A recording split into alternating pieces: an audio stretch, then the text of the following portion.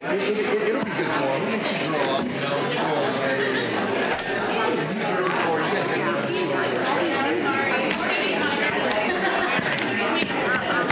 I'm too. I'm excited.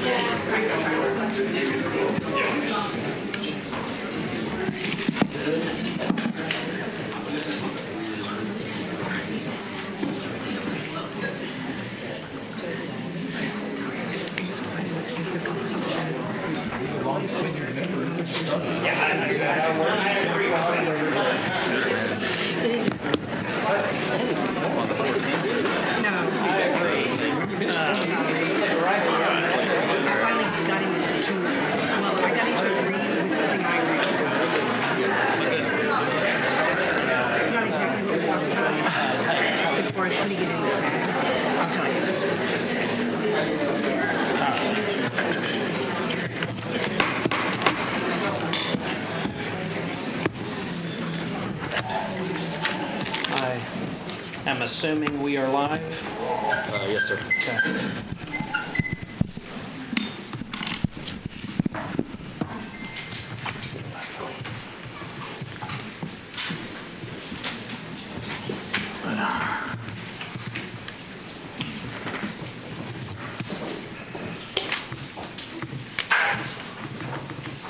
All right. Good morning. Welcome to the Tuesday, May 20th, Tarrant County Commissioners Court meeting. I now call the meeting to order. Tim O'Hare, County Judge. Present. Roderick Miles Jr., Commissioner Precinct 1. Here. Elisa Simmons, Commissioner Precinct 2. Here. Matt Krause, Commissioner Precinct 3. Present. Manny Ramirez, Commissioner Precinct 4. Yep. Constitutes quorum. All right, thank you. Today's invocation will be led by Dale Molden, who's the Adult Care Ministry Pastor of Cross Creek Church in Colleyville. Please rise for the invocation and pledges to our flags. Thank you, Judge. Let's pray together. Father God, creator, provider, sustainer of all things, we come to you this morning and pray for our county, Tarrant County, and just your oversight and wisdom for that. I pray an offering of thank you for Judge O'Hare and these commissioners as they serve in a way that honors and glorifies you. Give them wisdom and insight for your perfect plan for our county.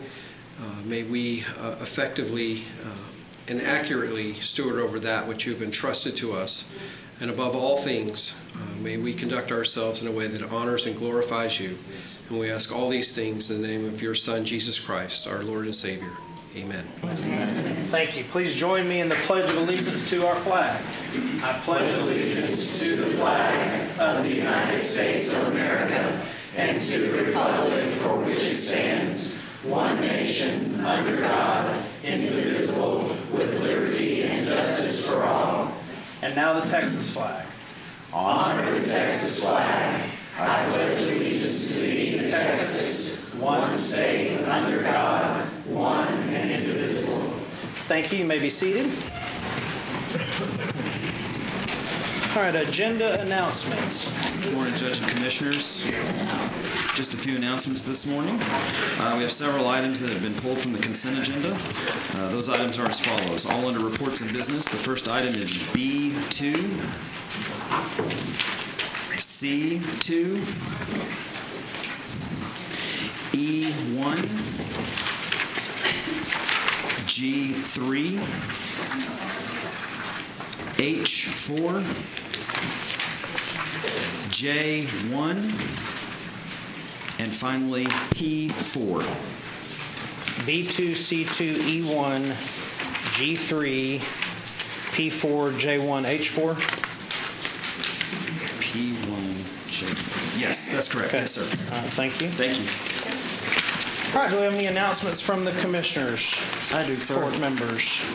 I do.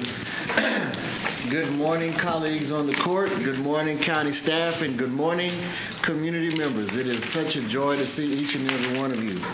I'd just like to ask us to save the date for our 10th annual Healthy Lives Matter Alzheimer's Education Seminar, which will be taking place on Saturday, August 23rd, from 9 a.m. to 2 p.m.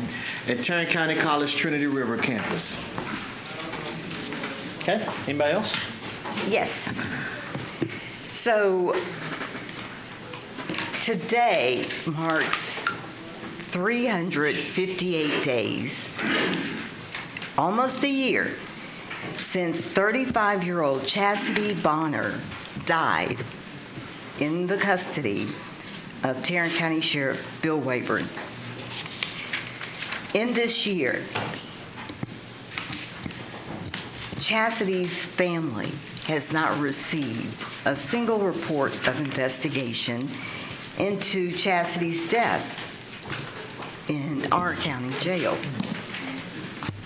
7 months ago, our DA's office said it wouldn't release information relating to Chastity Bonner's family because, and I quote, there was a pending investigation with the sheriff's office, and we did not want to compromise the investigation. Where are the results of that investigation? Then we learned recently from the Star-Telegram about 3 critical minutes of security footage that is missing, that was not turned over to the investigative agency. No family should be forced to wait this long to get answers on how their loved one entered the jail on May 16, 2024, and just 11 days later, on May 27, 2024, left in a body bag. Almost a year. This family has no answers. I have no answers. We deserve answers. And I implore each of you to join me and this family in asking questions. Thank you. Anyone else? I've got one. Yeah, thanks, Judge. As many of you know, my predecessor, Gary Fickus, pioneered kind of a transportation summit, and he hosted it every year. And it's coming back this year. It's going to continue to be at the Hearst Conference Center. It's going to be June 12th, and so it's a Thursday, June 12th. If you're interested in transportation, mobility, the future, infrastructure plans, not only for this area, Tarrant County, but the region, would encourage you to check that out. Victor Vandergriff with the TRTC is heading it up this year and has done a great job putting a great program together, but encourage you to look at the Transportation Summit, and would love to see y'all there. I have one. So we recently celebrated Employee Appreciation Day last week for all of our Tarrant County employees. It was an incredible day. When Precinct 4, we recognized that not all of our employees could make it out downtown when we do that event, and so we hold one in our precinct, and that'll be tomorrow. So for all those employees watching, remember, come to the Northwest Sub Courthouse at 11 a.m. To 2 p.m., and we'll have some good barbecue and good fellowship. So. Yep. I would encourage all Precinct 3 people to go as well. Sounds like a great time. So.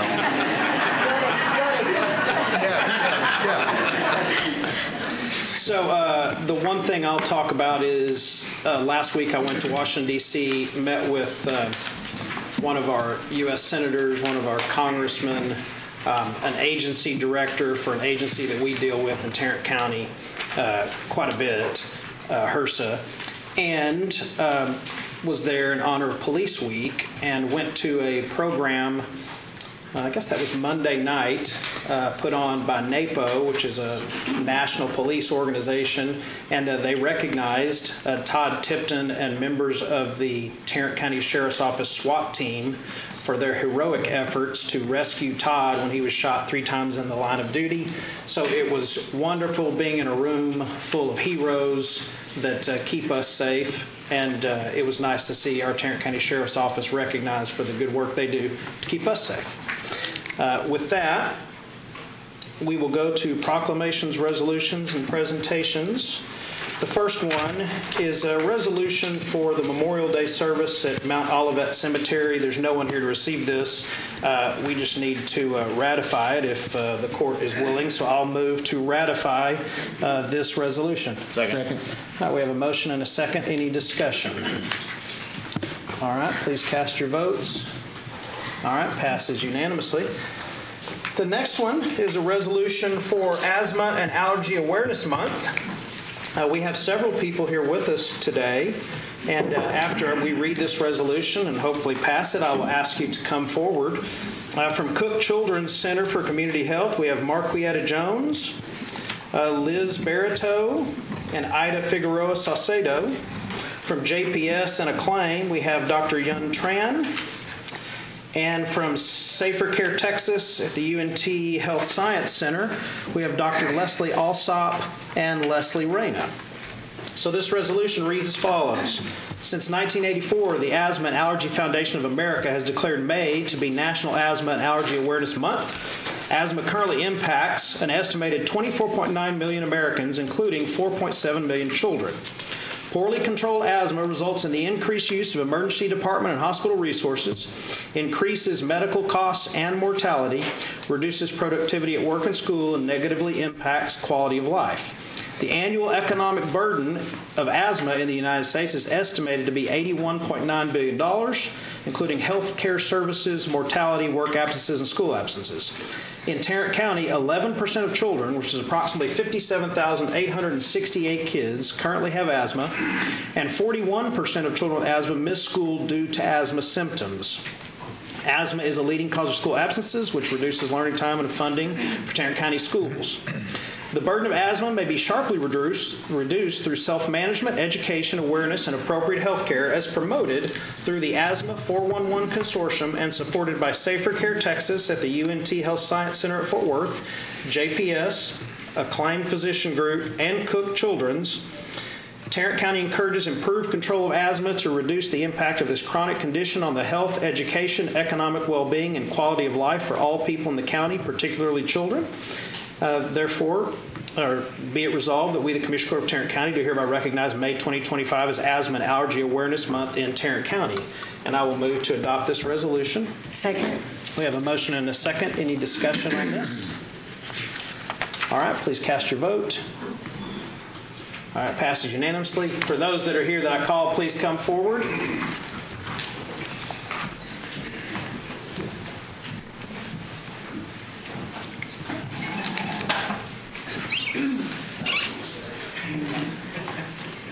Thank you so very much.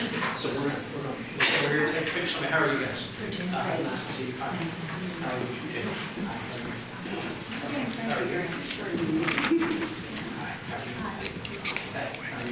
All right, please do this. All right.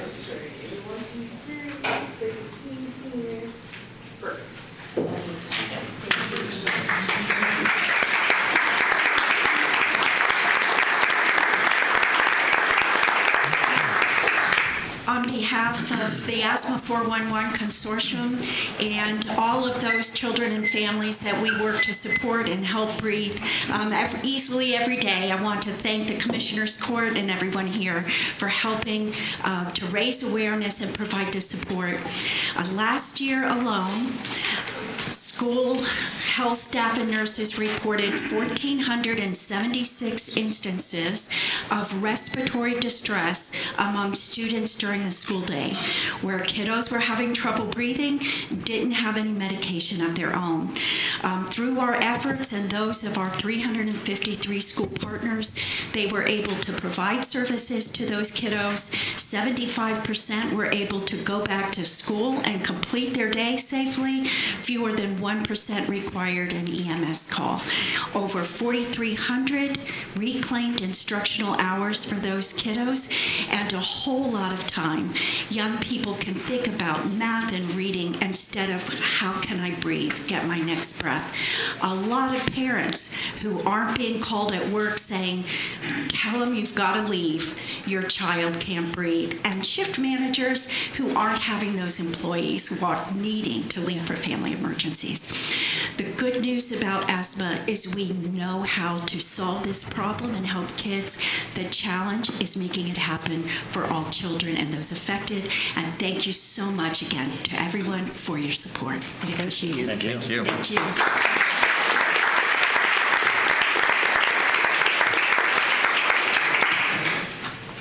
All right, next we have a resolution recognizing the extensive public service and valued contributions of Tarrant County Human Services Director Lisa Love Martin. Commissioner Simmons. Thank you. I am delighted to present this to Lisa Martin. Kind of sad. So here we go. Whereas Lisa Love Martin began serving the Tarrant County Department of Human Services on April 1st, 1992, initially as a social worker 1, and she later rose through the ranks by serving with distinction and unwavering commitment to become director. And whereas Lisa Martin developed processes and procedures that led to greater government efficiency, including an in-person check pickup system for landlords, which reduced the high rate of payments lost in the mail, a paperless voucher system, and Amazon Business Giving.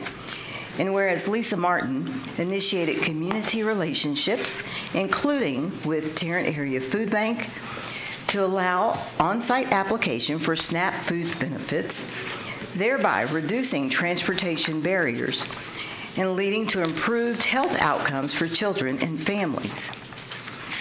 And whereas Lisa Martin implemented new office practices such as installing a lobby display for educational pamphlets, a touch screen in the Human Services Conference Room for training, and an electronic case management system for digital record keeping, all which enhanced service delivery and fostered a positive work culture. And whereas Mrs. Martin has worked on many internal and community committees to create solutions for homelessness and utility disconnections, and most recently, she led the county during a crisis and developed the disposition of deceased paupers policy. Now, therefore, be it resolved that we, the Commissioners Court of Tarrant County, do hereby recognize Lisa Love Martin for her outstanding achievements and congratulate her upon her retirement next week on May 31st, 2025. After 33 years of significant contribution to the growth, development, and success of Tarrant County's Department of Human Services. In witness whereof, we have hereunto set our hand and caused the seal of Tarrant County to be affixed on this 20th day of May 2025. I move approval. Second. All right, we have a motion and a second. Any discussion? All right, please cast your vote. It passes unanimously. Lisa, if you and Mickey and your sister Regina, there's Regina.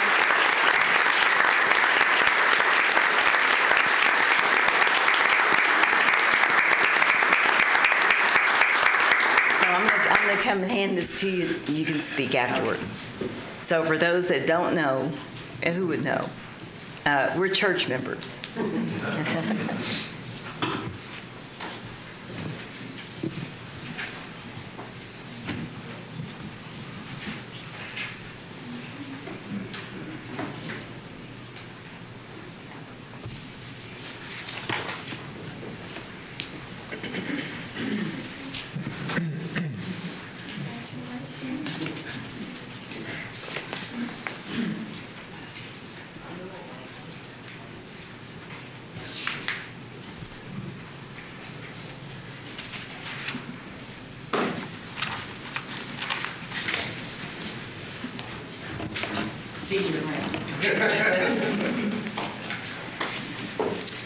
Let's give honor to God first. Amen.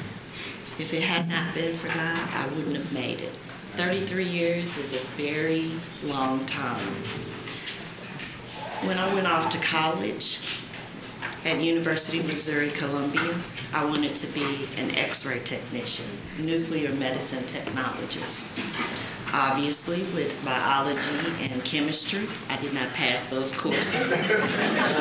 So the dean of the School of Social Work suggested that I go to the Career Planning and Placement Office. Took the test. Social work was rated highest, being a teacher, working with people. So I embarked on studying social work. My first job in social work as a student social worker was working at the Columbia Dialysis Center. And from there, I excelled in social work. I love serving people.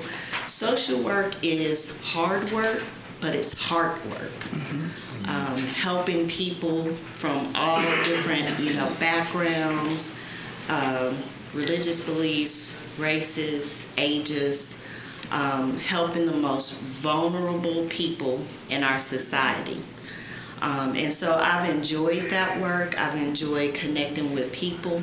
And I'm very grateful for the 33 years of working at Tarrant County, because I've had the opportunity to do social work, but also starting in 2013, serving in a leadership capacity and moving the agency forward. And so I'm just very thankful, grateful for the many opportunities. And I'm also grateful and thankful for my coworkers and the employees that I've worked with.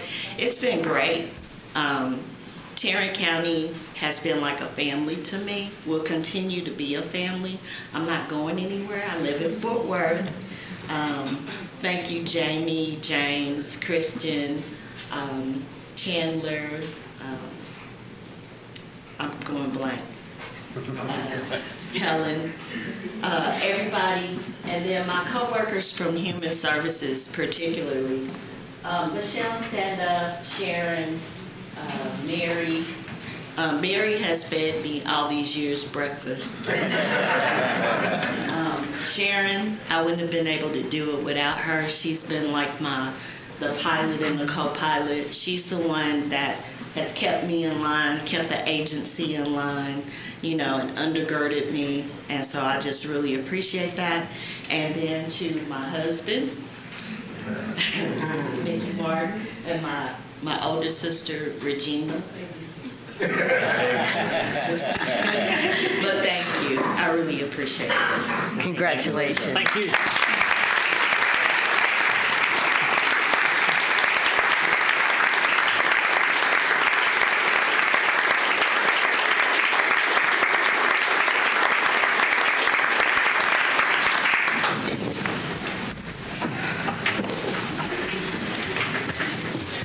Okay, now we move to the consent agenda. I'm going to make a brief announcement before we get there.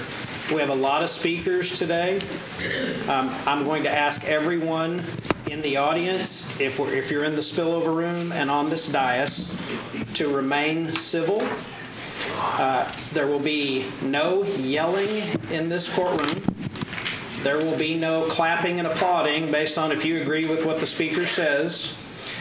And if I don't ever like to interrupt anyone while they're talking, I try not to, but if I speak up while you're talking, you need to stop talking, listen to what I say, comply, and then you can finish what you're doing and take all the time in the world of the allotted time. So we want this to be civil. We've made this process open. We've put it out there, given people plenty of opportunities to speak, weigh in. We know what most people are here to speak about today. So I ask your cooperation with all of that as we maintain civility and decorum here in this courtroom. With that, we will move to the consent agenda as amended. Do we have a motion to approve the consent agenda as amended? So moved. Second. We have a motion. We have a second. Any discussion on the amended consent agenda? All right, seeing none, please cast your vote. All right, it passes 4-1. Next, we move to the regular portion of the agenda.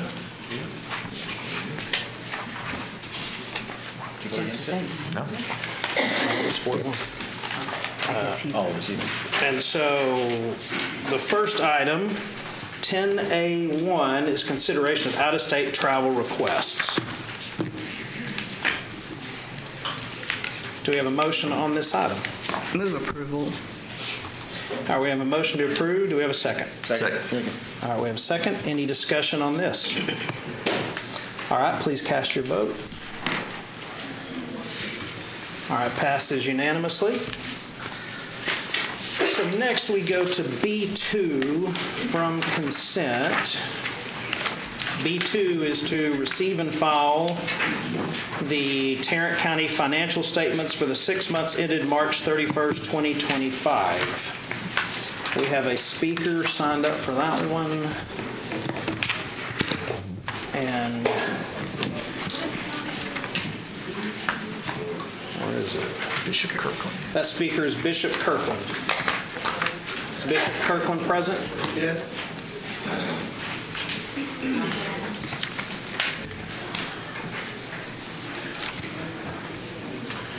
Commissioners, Judge, I had an opportunity, I went on the website, and I was a little disappointed when I thought about $375,000, and all I saw was 2 letters. And what disturbed me mostly about the letters in response to the audit was generally adequate. And we've communicated less than sufficient issues. That's a little too broad for me. At my age, what I've discovered is the devil is in the detail. The devil is in the details. And we'd really like to see something a whole lot more comprehensive when we're talking about an audit. And what the real issue, I think, comes down to is that when you cause distrust from us in one area, then we tend to paint everything with a broad brush of distrust. So when we're talking about the first 6 months audit, and I look at the agenda, I would expect to see something a little more in detail than these 2 letters.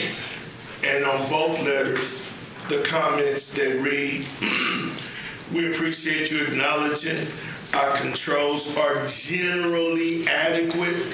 What does that mean? I have problems because I don't trust you. Okay, that's the only speaker on that item. Do we have a motion to receive and file the financial statements? Move to receive and file. Second. All right, we have a motion and a second. Any discussion? All right, please cast your vote. All right, passes unanimously. Now we go to C2, which is consideration to submit the fiscal year 2026 community-based opioid recovery effort grant application and resolution to the Texas Comptroller of Public Accounts for the operation of the Mental Health Jail Diversion Center. We have a speaker on that. I will move to approve that. Second. All right, we have a motion and a second. Any discussion before speaker? All right, speaker on this is Reed Bills.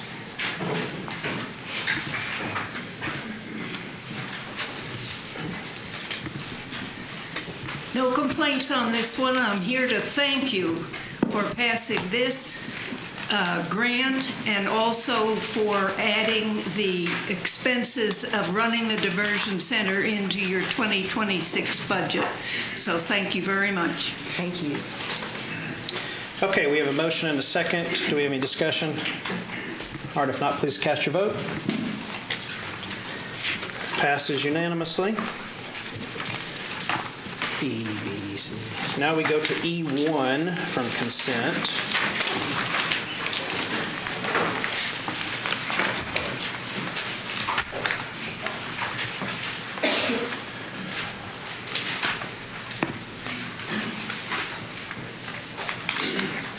E1 is consideration of a settlement agreement and full and final complete release in connection with a suit filed against Tarrant County by Francis Van Rishak. Move for approval. Second. We have a motion and a second on that one.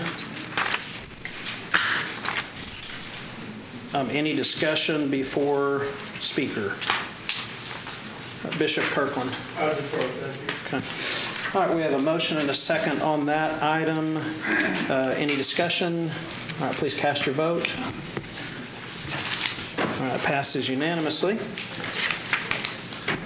That was E1, right? Yes, sir. So next, we would go to G3 from consent. Move approval. Second. We have a motion and a second to approve this item. It's consideration of amendment to the professional services contract with Komatsu Architecture for the Law Enforcement Training Center renovation project at the Resource Connection. G3, so we do have a speaker on that one also. Any discussion from the court members? I do have a question of facilities on this one before the speaker. And that is, hi, good morning. Good morning. So this was built, this building that we're working on, it was built in the 70s at some point. That's correct, sir. Why doesn't the architecture firm, or why doesn't the county make an assumption that there's likely to be asbestos in there? Do we have buildings from the 70s that are built that we regularly find it's not there? Yes, sir. We do? So we do have buildings, and we did do a due diligence on that. We just have never done that type of construction where we went into the cavity between the exterior brick and the CAU. Got it. Okay. Now that we know that, we'll know this as a template for the rest of it. Okay, thank you. Any other questions? Okay, the speaker, if I'm on the right one, is Doreen Geiger.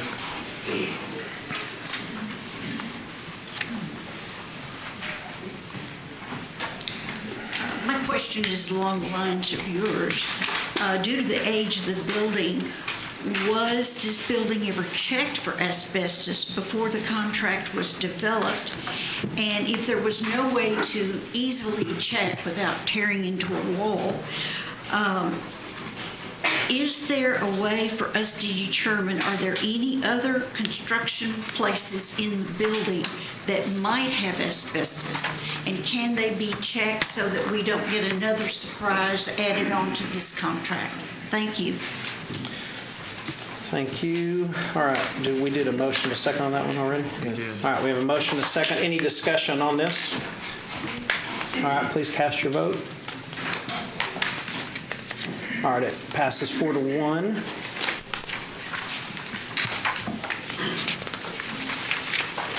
Now we move to H4. H4 is consideration of amendment number 1 to the fiscal year 2024-2025 Texas Department of State Health Services Housing Opportunities for Persons with AIDS Grant Contract with AIDS Outreach Center. I'll move to approve. Second. We have a motion and a second. Any discussion? Yes, I have a couple of questions. So it's been brought to my attention that the AIDS Outreach Center is being dissolved or taken over by a national organization. Is that accurate?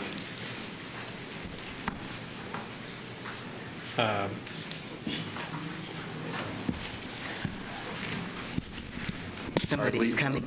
Oh, perfect. There we go. Sorry. I'm Renee Thomas. I'm standing in for Lisa Butaya. She is our grants manager, and I'm the grants and data coordinator.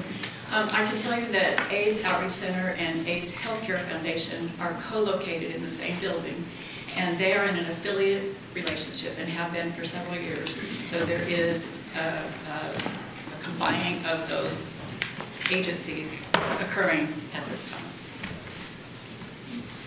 AIDS Outreach Center and AIDS Healthcare Foundation.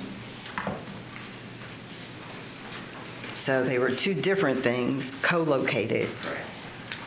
And they entered into an affiliate relationship. And I don't know the exact year. It's been several years. Okay, and so to answer my question, you said who's absorbing which is AIDS Healthcare Foundation is assuming the services and delivering the services that have previously been delivered by AIDS Outreach Center. So they are in the process of making that happen. So AIDS Outreach Center will go away? That I don't know for sure. Those are details that are being worked out between those two entities. Huh. So is the staff still employed at AIDS Outreach Center? Some staff is, yes. Okay. Is Ms. Alan Gray still there? No, majority of the leadership staff were released from their duties. Okay. So they weren't absorbed by affiliate? Okay.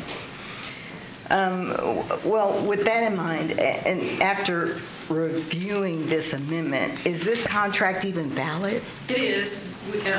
The AIDS Outreach Organization is in effect, and we have a contractual relationship with them for 2 contracts that will end in August. And this particular amendment is moving dollars between 2 service categories.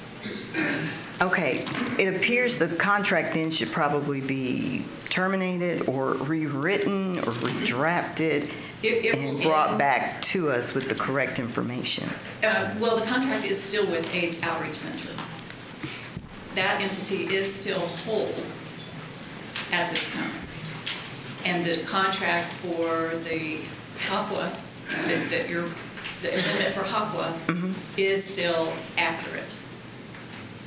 Does that make sense? Okay. Could y'all double check that, please? Thank you. Thank you. Thanks for coming up. All right. Speaker.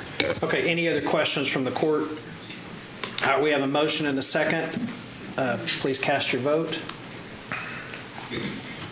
All right, passes unanimously. Okay, now we go to J1.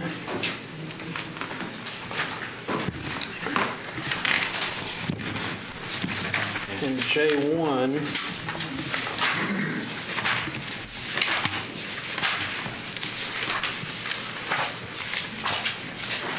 is sometime after I. There it is, J1, consideration of a statement of work between Tarrant County and TechShare LGC for the Civil, Family, and Juvenile Requirements Discovery Project. All right, do we have any questions from the court? Move for approval. Second. I do have We some have a questions. motion and a second. Okay, discussion. So, I looked through this as best I could. Can y'all define clarity? Does this mean you will start discovery, gathering user stories to document business processes?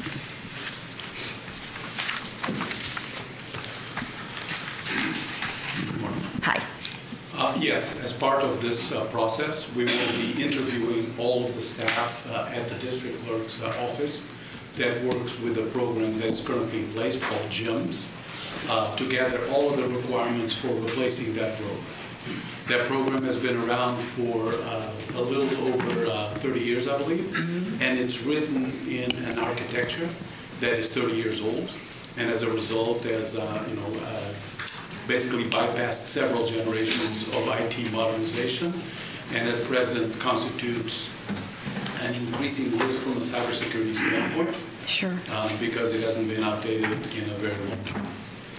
So what's the time frame for gathering these stories? The process will take approximately 6 months. 6 months. The GEMS program is very complex. I would equate it in complexity to the court system that was deployed in March of 2023.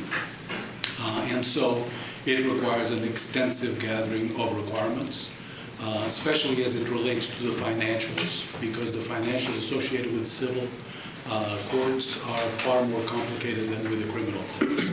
And so this is going to require an extensive amount of questioning and then interpreting of the requirements and laying down of the requirements for a subsequent development effort. So does TechShare already have the code written for this the processes for all these uniquely different case types? Not for the GEMS replacement, no. This will be something that will have to be developed after the requirements are finalized, and the two processes are completely independent. How long is that going to take? We don't have the requirements yet, so I couldn't give you Gotcha. but I would expect that it will be a multi-year effort, as court was. That's scary. How many integration points or APIs, the application program interface, will be necessary to communicate with other applications like eFile, Texas, and the like? A substantial number. I would expect that number to exceed a dozen. I don't have the exact count, Commissioner. Will this system be used solely by the district clerk, or will the 3 court categories also be users of the It will system? be used exclusively by the district court because it replaces a system that is currently used exclusively by the district court. What specifically will TechShare use the $80,550 on? It says, quote, starting the project, and I didn't see any specifics. It's a little too vague. What's that?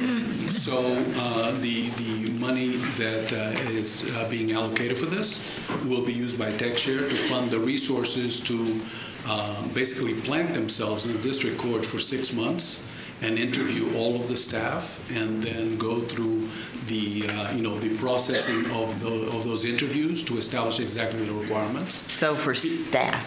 That is correct, Ms. And how many staff is this, or contractors, I'm guessing, for 80,000? It will be a mixture of contractors and current, all of the TechShare staff is contractors right now. Mm-hmm. They do not have full-time equivalents, and so it will be contractors. They will vary in numbers. At the beginning of the process, there will be a larger number, 2 or 3. And towards the end, towards the writing process, it will probably narrow down to 1 to 2. Okay. Well, to me, the timeline and schedule just doesn't include dates for deliverables and benchmarks. I just don't see that yet. So I guess you're saying we'll get there. So the milestones and benchmarks associated with the process right now are mostly driven towards the end result, which is the requirements document that is going to be published. So at the beginning is just a series of interviews and code reviews that will take place. And interviews and code reviews, it is not a milestone of deliverables. It is more a set of tasks that will take place. But I believe that the milestones are formulated in the proposal in terms of specific steps that will take place between now and the end of the 6 months. Okay. Y'all know I'm concerned about almost anything TechShare and the timeline and, of course, the cost because of the fiscal irresponsibility of TechShare Court. And so I just don't want to see this county get caught up again in a 12-year-long process and $65 million for some sketchy software. And so I don't see assurances that won't happen. You'll be retired probably by the time this stuff works. And so that's what I don't want to see. So I'm concerned. But thank you for the information. Absolutely. May I address briefly? Sure. Yeah. I can certainly understand your concern, Commissioner. The history of TechShare and Tarrant County's relationship has been at best tumultuous. But I would like to assure you that at present, both the system is stable and the last 2 items that were delivered, the mental health and the public service announcements, were conducted on time, on schedule, and on budget. And it is my intention to deliver this process, and I take full responsibility for it, regardless of the fact that it's being put forth, the work is being put forth by TechShare. I personally want to assure you that under my watch and that of the other folks in IT and administration, we will endeavor to deliver these requirements on time, on schedule, and on budget. And any subsequent effort associated with TechShare will fall under the same premise. Okay. Well, I don't see a schedule, don't see a budget, so I'm not sure how you'll be on time, on schedule, on budget, but we'll get there. I'll have you come by the office and just keep educating me. Entirely at your disposal. All right, thank you, sir. So I think I have a question for probably you, Mark. So my understanding is that this is being paid for through a fund that our district clerk, I don't know if you'd say controls, but we can't spend it, so I guess he controls it, but we can approve the contract. Is that a good way to describe it? Well, from looking at what I see here, this is not necessarily what I would call a contract. This is a statement of work, and I believe would expand upon already the master agreement that we have with the TechShare LGC for an additional piece of work, basically outlining more jobs for them to do under that master agreement. Looking at the fiscal impact, I can't tell you what account it's coming from. I am aware of various types of funds that you described. So this is am I correct, this is being paid for out of Mr. Wilder's Preservation funds, which the Commissioners Court does not control and is not Commissioners Court from approves. general fund money. It's under the district clerk, but at the court approves the budget. So approves the expenditures through it. So if this passes, the district clerk's office is funding the development, right? Not the development, just the requirements gathering. Okay. The development would be a subsequent step that's not necessarily tied to TechShare. It would produce a document that a group could use, such as TechShare, to develop what the requirements stated. And so voting for this today is not in any way, shape, or form funding an additional software program? No, okay. It is not. So I will tell all of you that I will not vote for funding any additional software from TechShare until I have seen a plan as to how Tarrant County will recoup the money that we continually spend to develop things and never see a return back, while all the other counties and institutions that get the programs basically pay this pro-rata population share. I'm going to vote for this today, but I'm not going to vote for anything until there is something that tells us how we're going to recoup this money we always put out, that others get to take advantage of and use at a cost per population basis, whereas we fund the whole thing and then they get to take advantage of it. Okay. All right. So any other questions at this point? All right, we have a motion. We have a second. Any discussion from the court? No? All right, please cast your vote.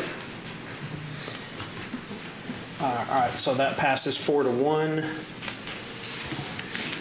Next, I think we are to M, which is purchasing.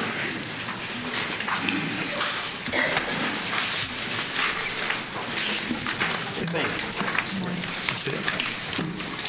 So, if there are no objections, and it is totally fine by me, if there are any, I will make a motion to approve items M1 through 7. Second.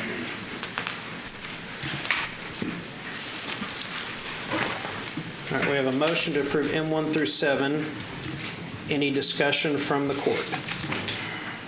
All right, seeing none, please cast your vote. All right, it passes unanimously.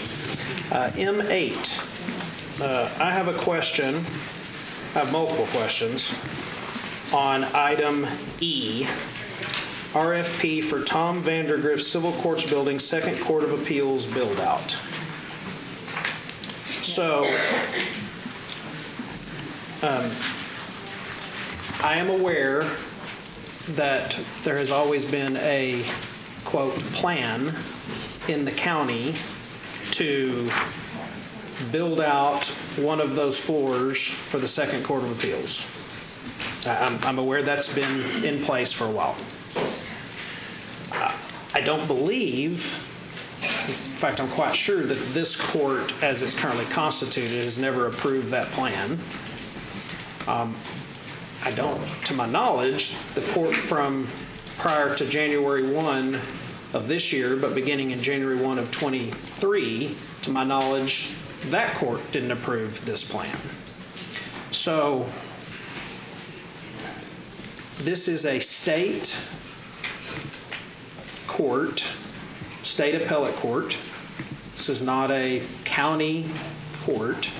And my understanding is the way this is set up today is, assuming it did cost $8.25 million, that is coming from Tarrant County for a state court section, if you will, and there is no plan in place to collect rent from the state of any kind, and there is no plan in place to be reimbursed for this.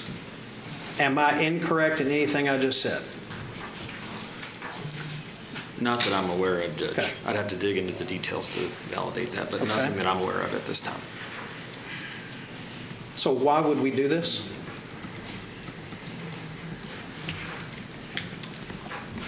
And you don't have to advocate for it or against it. I'm just, why would we do this? Because 10 years ago, somebody said we were going to do this? I would say that this has been a long-term plan that previous courts have passed, and staff has continued to kind of move forward with those plans as such. So that's why this is on the agenda for today. If you want to hold this so we can do a little bit more research on how we got here and then brief the court members, we can certainly do that if that's something that the court is interested in. You know, I'll just say that obviously for those that pay attention to the political stuff, I support our state leadership. The counties do get a lot of unfunded mandates sent down, which the state has the power and authority to give. I'm just not real sure why we would just give away $8.25 million and all of the electricity and all of the maintenance and all of the upkeep and all of the everything else that will come with it, having no earthly idea if we're ever going to recoup this, and not to open up an old wound, but I did say, meant it then, mean it now, when we did not fund a state representative and all the remodeling going into a sub-courthouse. To my knowledge, every single member of that Court of Appeals is a Republican, and I don't think this is a good use of our money. Now, if the state plans to reimburse us, if the state plans to pay rent, that's a different story, but this is basically just a gift to the state, is how I see this. So until I get more assurances that this is going to come back to us in some way, shape, or form, I'm not going to support it. Court members? Very similar position. I can't. After looking through this yesterday or over the weekend. So I have a question that's kind of off the beaten path. So over at Tim Curry, did the defense lawyers ever get their legal lounge? It's under design right now. Say again? It's under design right now. Okay. Facilities has been working with the defense bar on what that would look like, and we would anticipate that, I believe, coming to court within the next 30 to 60 days for their consideration. Oh, okay, yeah. All right, so my sentiments have pretty much been stated. Is that a motion and a second, you two? No.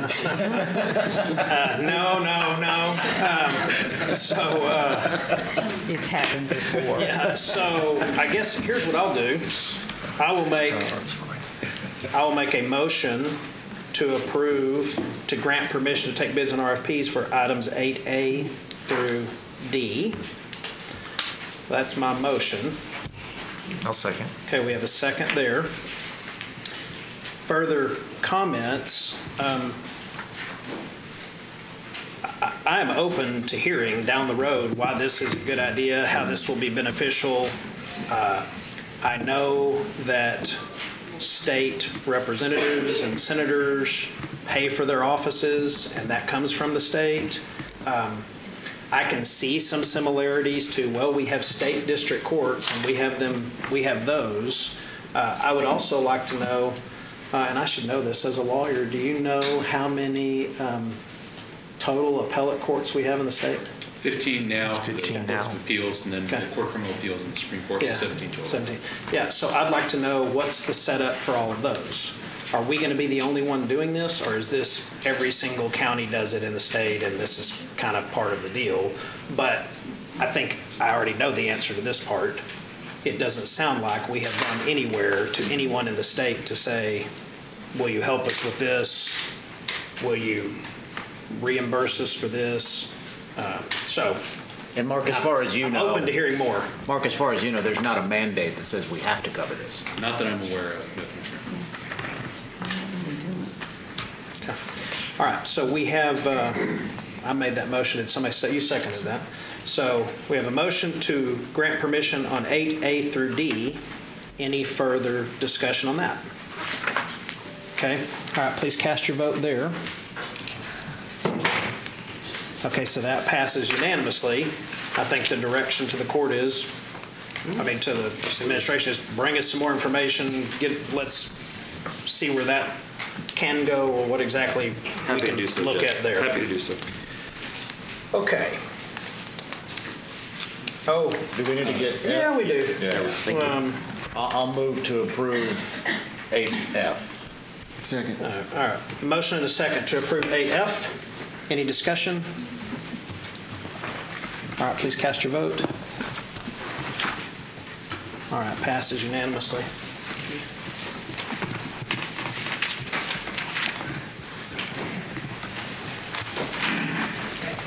Okay, now we go from consent.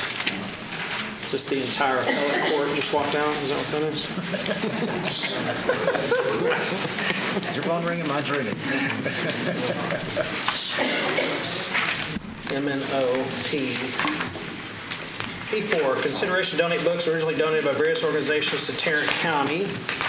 Speaker. Do we have a motion, a second on that? Move for approval. Second. All right, we have a motion, a second. Any discussion there before speaker?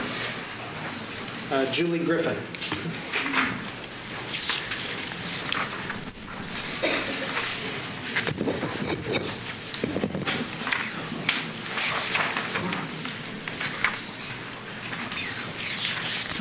Good morning.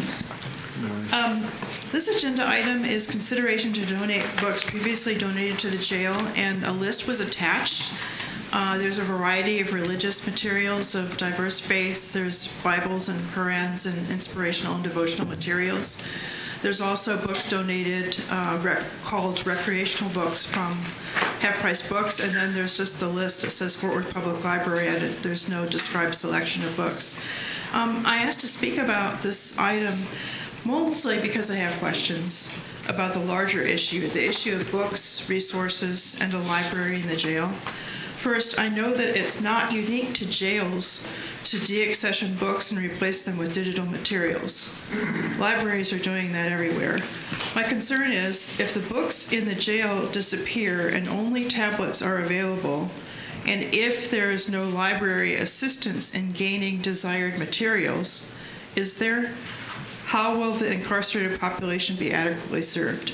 Is Libby, i.e. the online access to the Fort Worth Public Library, available on these tablets?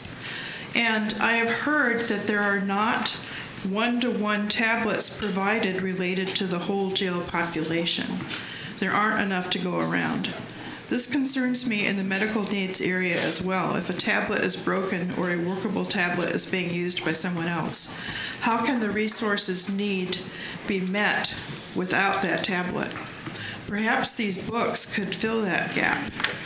When I visited the jail in 2023, there was in existence a physical library. Is that itself a resource available to prisoners? Without that resource, how can a prisoner have access to law books, to case law, to manuals, or other materials on areas of potential employment, or especially to a knowledgeable person for help with finding a desired resource, whether using an online medium or hardcovers? These are just questions I am raising. Thank you. Thank you. All right, we have a motion, a second on this item. Any discussion? All right, please cast your votes. All right, it passes 4-1. All right, Next, we have the appointments to various boards and commissions. Do we have any board or commission appointments? Yes, I do. I would like to appoint Elizabeth Harrison, Melinda Hamilton, and Leon Pope to the Human Services Advisory Committee.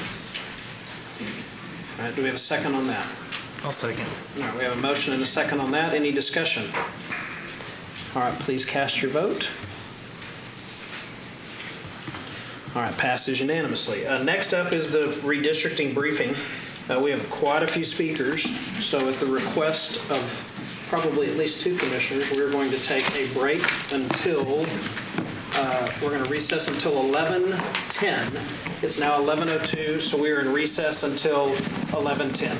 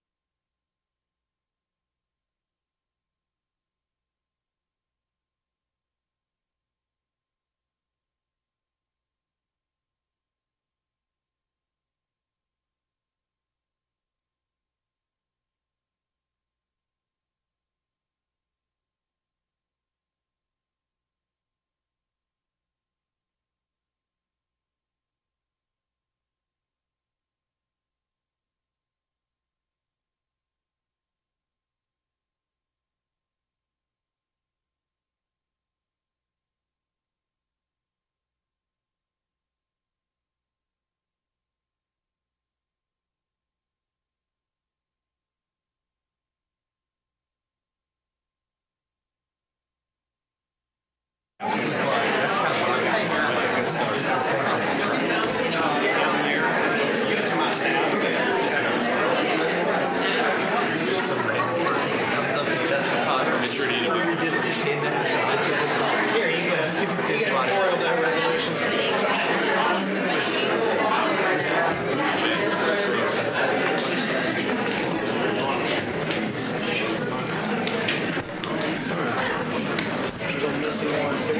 we have a spillover? We do.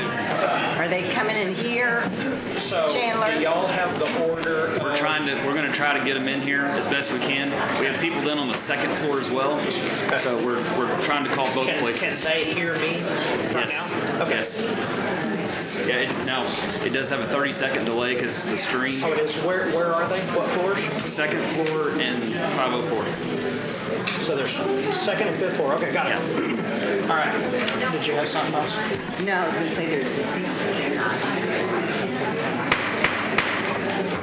All right, we're back from recess, and I don't know if there's a presentation or something, but we're just going straight to comments. But for those of you who can hear me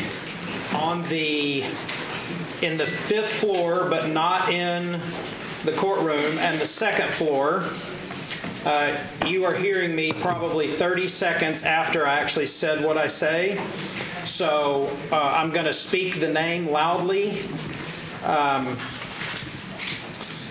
and try to get up here. I will call 2 names at a time. We will have only, for all public comments of any kind, 1 person at the microphone at a time, 1 behind. We'll have you going through. For this one, it's 1 minute. And I will just remind you of what I said earlier. Keep it civil, keep it respectful. And if I deem a need to do something, stop talking when I start talking. I do not want to talk over you. It's not going to be a this, that. Let me get out what I'm trying to say, and it'll be a much smoother, easier process if we're not trying to talk over each other. So with that, is there something we're doing? I have comments. Okay. So do I. Okay. So I expected our paid vendor to be here to do a presentation, give us an update on progress thus far in the redistricting process and provide their feedback from the public hearings. They have stated that the map drawer is unavailable. I continue to ask to meet with, speak with, have the map drawer appear at the Precinct 2 public hearing. This person is the Wizard of Oz. You just can't see him. It's not going to be commentary like this, okay? It's not. However, after reading Commissioner Ramirez's op-ed in the Star-Telegram, I can't tell, but it seems he may have communicated with Adam Kincaid, the creator of the maps. I'm not sure, but I certainly haven't. And my constituents throughout the county have not just Precinct 2. And so their absence and silence in person and in writing, with that and the criteria used to draw the maps, those things have not been made public or shared with the Commissioner Miles or myself. What was the criteria? We have had 3 public hearings, a court briefing, and we are here today. No PILF representative, no answers to direct questions, no briefing. So this process is not transparent.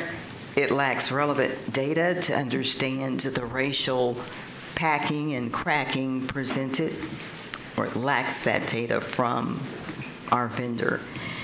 And even though your stated intent is not to discriminate, the impact of these maps is discriminatory. I don't care what your intent is. And any information shared between the judge, Commissioners Kraus and Ramirez, but not with Commissioners Simmons and Miles, is also discriminatory. So since PILF is not here, I'm doing a presentation, and I have a PowerPoint, and I've asked Gabe Rivas on my staff to go through the maps to brief Tarrant County constituents. And so, Gabe, if you will come on up. And for the record,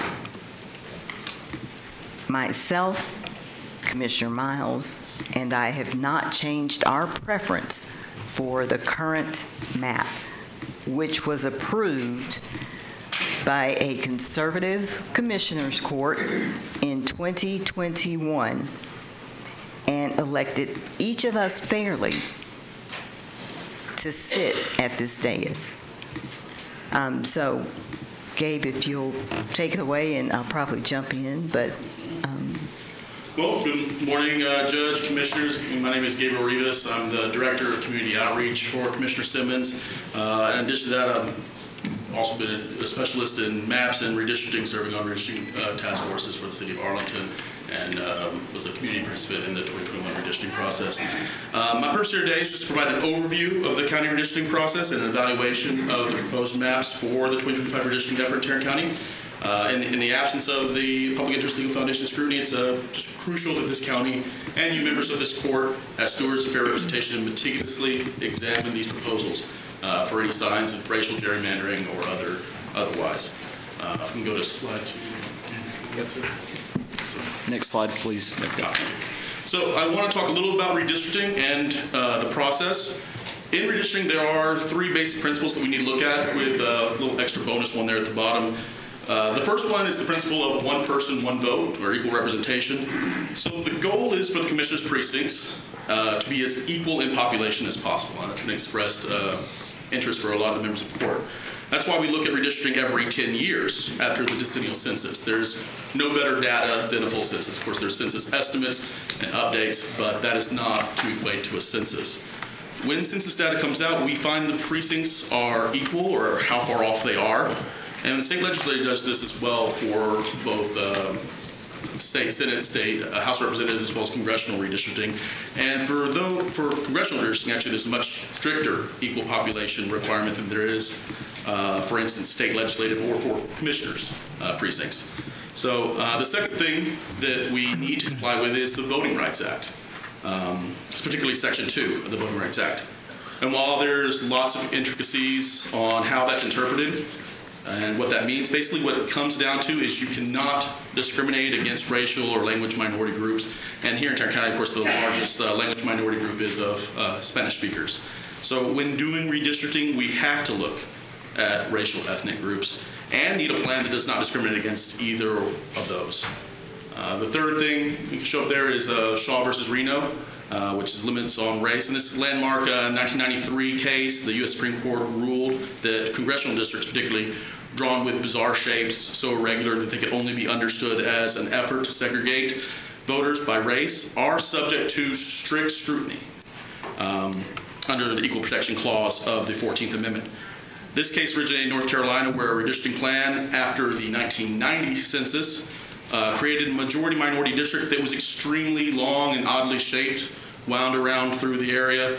A group of white voters challenged this district, arguing it was unconstitutionally racially gerrymandered.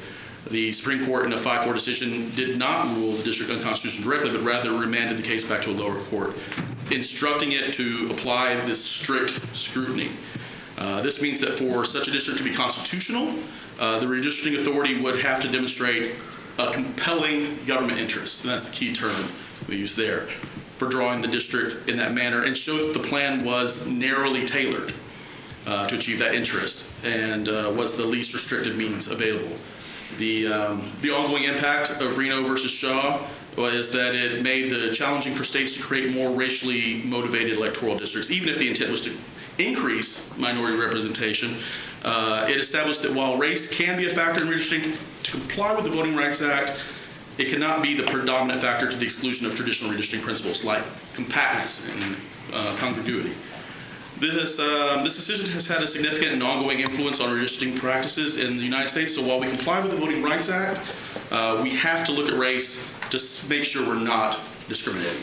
That's one of the things we must look at and pay close attention to. The bonus diagnostic tool that we're showing up there is the Section 5 of the Voting Rights Act. This was a crucial provision that required certain states and localities with a history of racial discrimination in voting to obtain pre-clearance, and that's the term most people are familiar with when it comes to Section 5. That's either through the Department of Justice or through a federal court in Washington, D.C. before making any changes to their election laws, procedures, or district lines. The purpose of pre-clearance was to prevent these jurisdictions from implementing new voting practices that would discriminate against minority voters, either through intent or effect. So it doesn't necessarily have to be the intent, but if it is in effect discriminatory, then it doesn't pass pre-clearance or didn't. It placed the burden on the covered jurisdictions to prove that the proposed changes did not deny or abridge the right to vote on account of race or color. This section was widely considered the most effective tool in the Voting Rights Act for combating discriminatory voting practices. However, in 2013, the Supreme Court's decision in Shelby v. Holder did remove the formula used to determine which jurisdictions were covered under Section 5. So effectively weakening Section 5. This standard that the Justice Department would look at in determining Section 5 is different than Section 2 we talked about earlier, the non-discrimination. Section 2 is about discrimination, where Section 5 is about retrogression. So retrogression means just basically you can't go backwards as far as protecting minority groups from where they were before. So that's a little different than outright discrimination. It's still widely considered important when you're looking at a plan to look at that, because if you do regress, if you do go backwards in minority representation, it opens up the allegation that it's purposeful discrimination. And Section 2 does prohibit the effect or purpose of discrimination. So we always want to look at retrogression to make sure that's not happening. If we go to the next slide. So just first item I always look at is that one person, one vote. We need to have approximately equal representation, and the rule of thumb there is that the total deviation between the largest and smallest district cannot exceed 10%. So if you compare the most populous and least populous district to the ideal district size, basically taking the total population of the county divided by 4 in this case, we can show, I have an example of how you can do that, just kind of break the math down so everyone understands. Next slide, please. Next slide. Well, the example that we're going to use is the assuming a county has a population of 400,000, just to make the math easier. As if there's 40,000 voting age population residents, each commissioner's precinct would have an ideal size of 10,000 people. And so that first one you see there, if it has 11,000 people, that would be 1,000 over the, that's 10% deviation. The next two are a little over, not that much. We got 750 over on the next one, 250 over the next one. Of course, again, these are examples, not practical. And then our fourth one here is 2,000 under, so that's 20%. So the math you need to do to find what total deviation is the largest one, distance to the smallest one. So take 10% over, 20% under, that's a 30% total deviation. So that would definitely be over the 10% rule of thumb. If we go to the next slide. Now, with Tarrant County in 2021, this county took the existing districts and saw that looking at the 2020 census numbers, the county was in balance. Obviously, the county grew tremendously over those last 10 years in the 2010s, but the growth when you look at the commissioners' precincts, which are over 500,000 people in each one, stayed balanced. It was a surprise to everyone involved, but the total deviation was under 2% when these maps were reapproved in 2021, just three and a half years ago. That's actually even less deviation when the maps were originally passed in 2011. It actually became more balanced over the 2010s. Now, these were the numbers provided by the U.S. Census and were analyzed in 2021. They were double and triple checked by the senior GIS person at the law firm we contracted with at the time, Bickerstaff Heath Delgado. They took every election precinct, manually input them in rather than taking the existing map and just overlaying lines. They manually moved everyone in and used a separate software program from the first run and came up with the same numbers because it was people didn't really balance after so much population growth, but they really were. The county commissioner lines were, like I said, they were even more balanced in 2021 than they were in 2011. So what that means is, as far as one person, one vote is concerned, redistricting was not needed. Bickerstaff's legal opinion was there was no legal reason to do redistricting, and Bickerstaff and the court at the time decided there was no cause to redistrict in that decade, or in this decade that we're currently in. The census is the most valid and accepted standard. Sometimes cases are taken to court challenging the census numbers, and courts are always very reluctant to vary what the census reports. The census is considered very accurate, more so than any other estimates or updates. The Voting Rights Act, specifically Section 2, says you can't discriminate based on language or ethnic minority status. Basically what that means is there are other things, but the primary thing you have to avoid is cracking and packing. Cracking is where you take a geographically compact minority group, which by itself would constitute the core of the district, and split it into 2 or 3, so that you move those people into other districts they can't elect their candidate of choice. That's something that would definitely be prohibited. Now, the other thing is packing, which is the opposite in effect, in practice. You have a minority area, you just pump everyone you can, every minority person you can into that district, so that it's not a district that's, say, 50 or 55%, where a minority group would have a say in it, but you upped it to 90%. So that if you split one group up, a minority group can would otherwise have a say in 2 precincts, now only has a say in 1. But by now, if we go to the next slide, we can get to the maps. In our current map, minority populations are largely centered in precincts 1 and 2. This doesn't currently demonstrate any packing or cracking on the part of the current maps. But as with all proposed maps, proposed map 1 that we have on the board here, with the current map on one side of it and racial shading showing all minority populations, all the maps that are on the far right in green, the darker green it is, the higher the non-Anglo minority population is in those voting precincts. But as with map 1, all the maps show precinct 1 exhibiting a significant departure from compactness, with long, narrow appendages extending into predominantly minority neighborhoods from one side of the county to the other. The boundaries of precinct 1 do create some snake-like shapes that clearly show a non-compact district.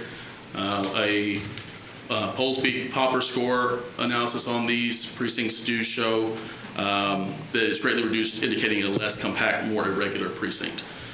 The percentage of minority voters in precinct 2 has been significantly reduced by taking out that eastern side of precinct 2, diluting their voting strength. The packing minority voters into precinct 1 and cracking minority voters across precinct 2 suggests a deliberate effort to minimize their electoral influence. This packing in precinct 1 appears to be a pretext for segregating minority voters rather than ensuring fair representation. Some analysis of voter data that is available on the county website reveals a significant decrease in minority voter participation in districts where their voting strength has been diluted. The proposed maps deviate significantly from established redistricting principles such as compactness, contiguity, and respect for communities of interest. Mr. Simmons, if you want to go through the maps, we have slides for all 5 proposed maps as well as their comparison to the current map. Dave, a question. Yes, sir. On that map that you guys put together, is that all one race, or is that just anybody who's not white? That is all, yes, non-Anglo population. Okay. So I know that I'll let Commissioner Miles speak for himself, of course, but he's been public about it. We support the current map. And based on what Gabriel explained in our presentation, we have no new data. You will hear repeatedly that the county has not reapportioned or redistricted since 2010. The county, as Gabriel explained, conducted a full, comprehensive redistricting process in 2020. Really? And so it was a months-long process. They even had, was it a court meeting in the evening? Yes, ma'am. They had multiple town halls. They assisted the public throughout this process. There was engagement. And so that is why I'm good with this map. There's no new census numbers. So you're using the same census numbers from 2020. And I think we can all agree in this room that the population has grown in Tarrant County. If you look at traffic patterns, if you look at your route to HEB, you know, your roads are getting more crowded. You can also see that the population is browning. There's more diversity.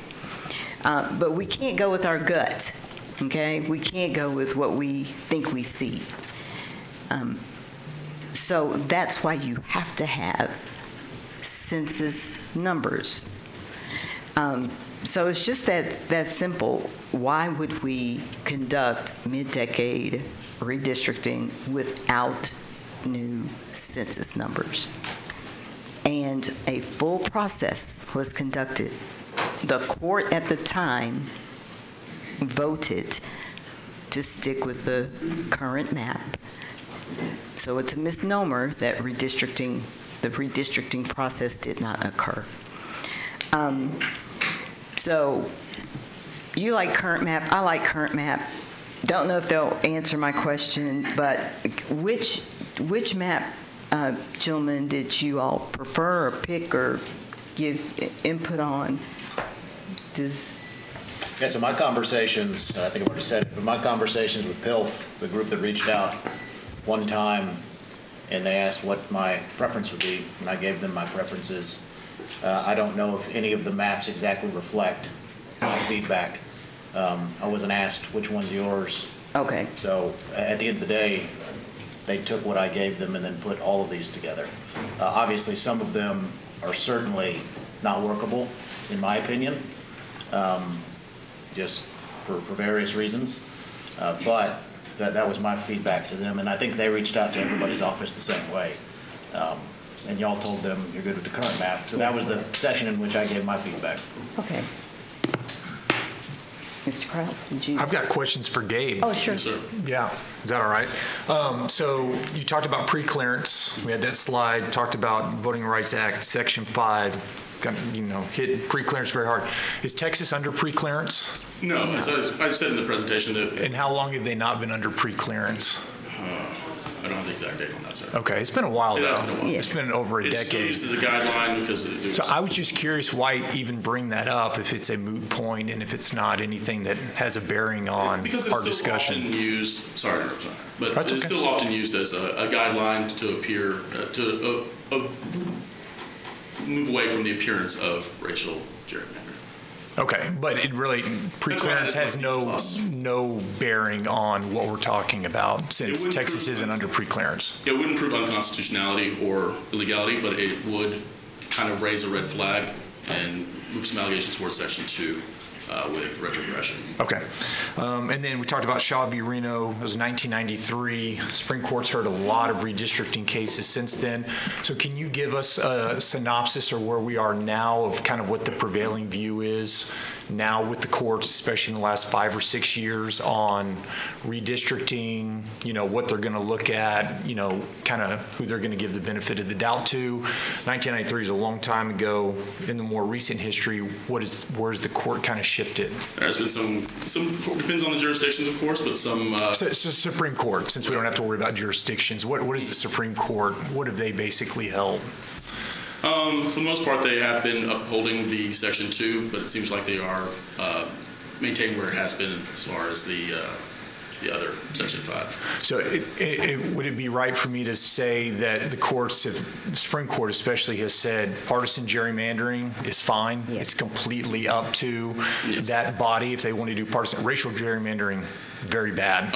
But partisan gerrymandering, if that's your sole basis for doing it, then we're going to defer to that jurisdiction that's drawing the lines. Is that fair to say? Yes, definitely. The courts have kind of recognized that gerrymandering or redistricting, whether it's gerrymandered or not, is a very partisan issue. It is very politically charged by whoever party's in control. So that is not illegal or unconstitutional, but where it comes down to splitting apart or packing in minority communities is where it kind of runs into some trouble. Gotcha. Racial redistricting, very bad. Partisan redistricting, they're going to give that the benefit of the doubt and find that valid. Okay. And that's what I contend we have here is racial gerrymandering. So. Thank you. Yes, sir. Commissioner. Or were you going to answer which, did you have a map preference? Not really. No? Okay. Thank you, Judge. Thank you, colleagues on the court, for the opportunity to share. It would help if I unmuted myself. Last week, I had the honor of hosting a public hearing in the historic Lake Como neighborhood. It's a place that holds deep meaning, not just for Precinct 1, but for the story of Tarrant County itself. That evening reminded me why I serve. It reminded me that these seats are not personal property. They are not tools for self-preservation or control. Simply, they belong to the people. And yet, too often lately, we see elected office being treated not as a platform for public good, but as a means to consolidate power. It reflects, in my opinion, the same troubling dynamic we're seeing in Washington, D.C., where institutions are being reshaped to serve personal ambition rather than for the common good. I've heard claims that this redistricting effort is about making the community better than we found it. But we cannot build stronger communities by cracking them apart or packing their voices into silence. That's not planning, it's harm. And what's even more dangerous is the unwillingness to recognize how deeply this process. As a man of faith, I don't get to cherry pick which parts of Scripture guide my decisions. I serve a God who says, do no harm. That principle isn't abstract, it's a call to action. If the choices we make as leaders cause harm, erases voices, or exploit power, then we must ask ourselves, who are we really serving? What I witnessed in Como last week stood in stark contrast to what's happening in this process. I saw neighbors, fathers, mothers, seniors, educators, veterans, young people stand and speak with courage and clarity. They weren't talking about politics. They were talking about fairness. They were talking about a process that has left them voiceless. They were talking about a map that threatens to erase their presence in the civic fabric of this county. And they were asking a question we should all take seriously. If this process isn't about serving the people, then who is it for? Let me begin by placing on the public record what cannot be allowed to be erased. This court completed a redistricting process in 2021. At that time, a Republican and conservative-led commissioners court reviewed the most recent 2020 census data, received legal advice from our counsel, and engaged in thoughtful deliberation on how best to meet the needs of our growing and diverse county. With that information before us, the court voted on a 4-1 bipartisan vote to adopt the map that remains in place today. That decision was lawful. It was deliberate. And while no process is perfect, it reflected a shared commitment to good governance, transparency, and public trust. But what made that process fundamentally different from today is what's missing now: the voice of the people. We should never sit above the public and decide what's best for them. We should be with them, listening, learning, and inviting their input in every step of the way. A just process doesn't speak at the people. It creates space to act with them. What we are seeing unfold today is not a continuation of that responsible process that was done in 2021. It is a sharp break from it. From the outset, this new redistricting effort has been defined not by community participation, but by speed, secrecy, and the prioritization of political outcomes over public trust. A legal contract with an out-of-state, hyper-partisan organization was signed with no opportunity for public input. 5 proposed maps were developed and released in a narrow window, and while the public has shown up, sometimes in large numbers, to participate in what were called hearings, these have amounted to little more than glorified listening sessions. The lawyers from the Public Interest Legal Foundation have refused to engage in any real dialogue, offer meaningful answers, or enter into discussion with the communities most impacted by these changes. That is not public engagement. It is a performative process without the substance of transparency or accountability. From the very beginning, it has been clear what this redistricting process is truly about. We've seen a timeline that moves at breakneck speed with no meaningful opportunity for public dialogue. Not a single open forum where the people of Tarrant County could engage directly with those drawing the maps. Instead, we've seen a process shielded from scrutiny, driven by consultants from outside our county and advanced without transparency or accountability.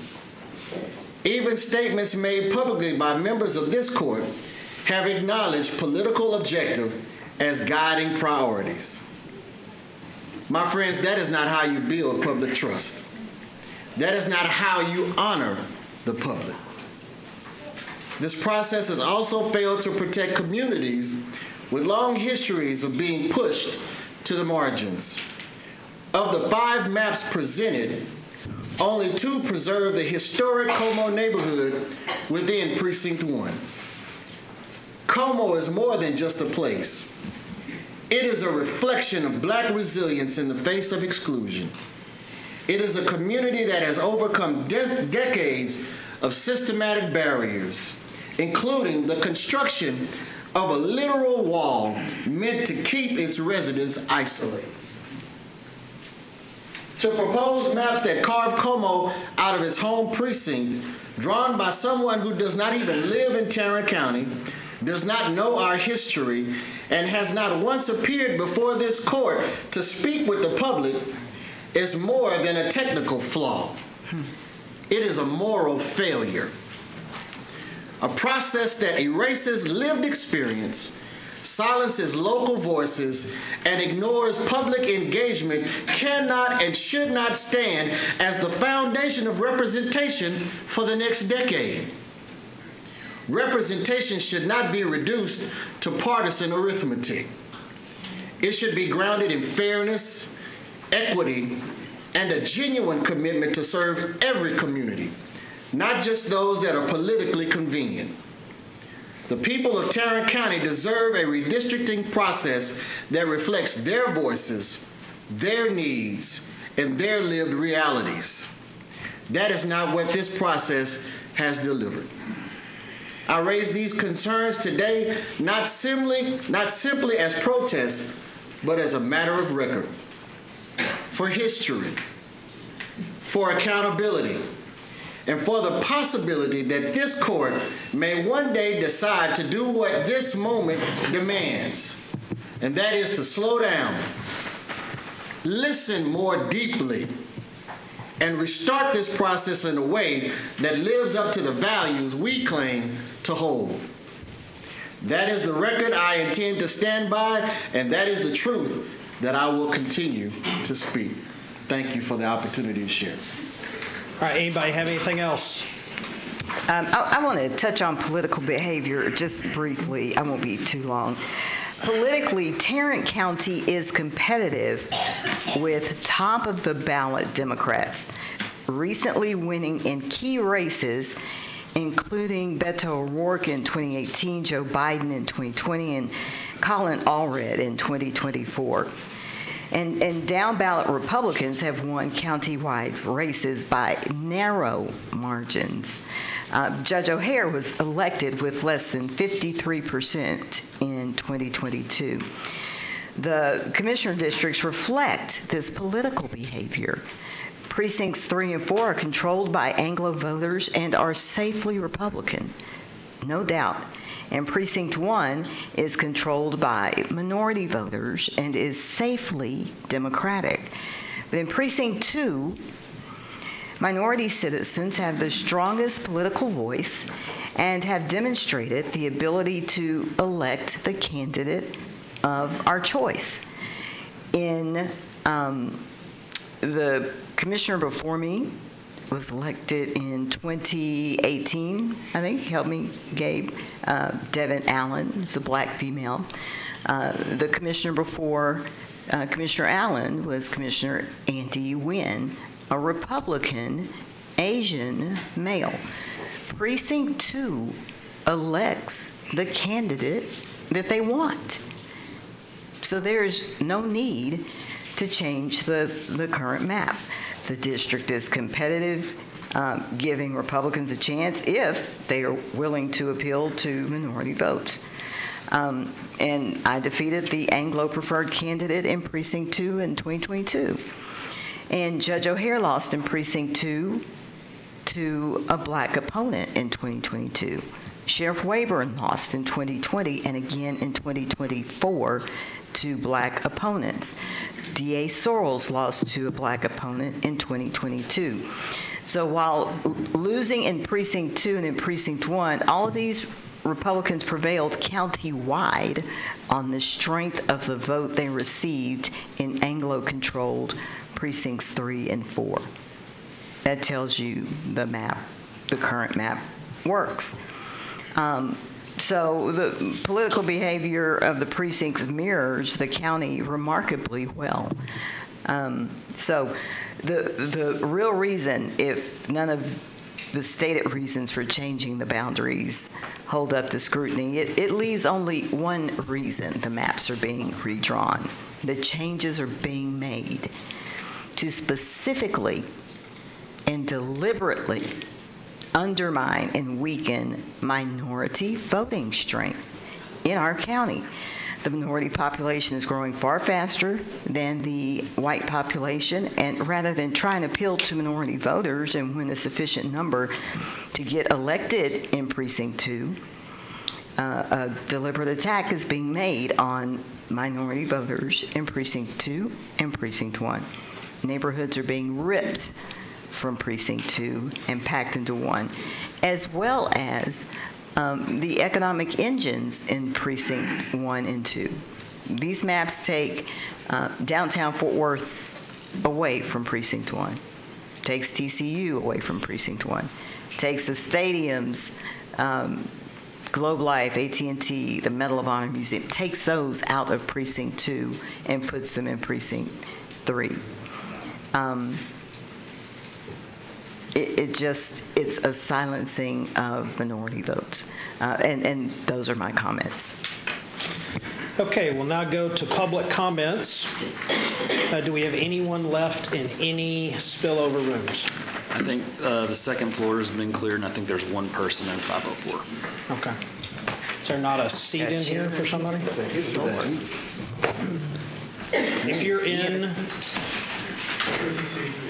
504, or if you're in on the second floor, there's room in here for you. So it's one person? It's my understanding, Okay. yes, sir. All right, well, you're welcome to come in. Okay, the first person I have signed up to speak is Kim George. Following Ms. George, we have George Janista. Is Kim George present? If I call the name out of the person that's in the other room, stop me. Okay, no Kim George. How about George Janista? Next, we have Jessica Grady and Joan Gonzalez. Again, as I call your name, please step up to the podium. If I call you second, please step over there to the center aisle so we can be ready to go and move you along. Good morning, everyone. My name is Jessica Grady, and I'm a small business owner, taxpayer, and voter in Tarrant County. I spent a lot of time looking at the proposed maps, and it's very clear to me that what is being shown has been thrown together with no community input. I'm currently in District 1 and would be redistricted to District 2. While I will be honored to have Commissioner Simmons represent me, that is not who was on my ballot. I and my precinct voted for Commissioner Miles. It makes sense to wait until the 2030 census comes out to do any redrawing of lines. If you shove it through now, it is obvious to everyone what you're trying to do.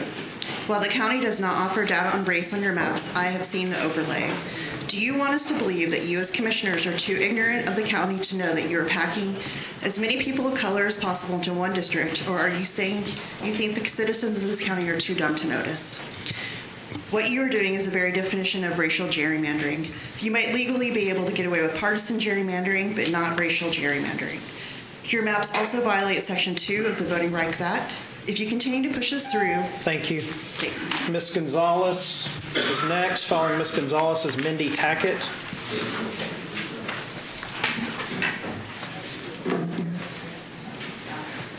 Hi, my name is Joan Gonzalez. I've been a taxpayer for 35 years in all of Tarrant County.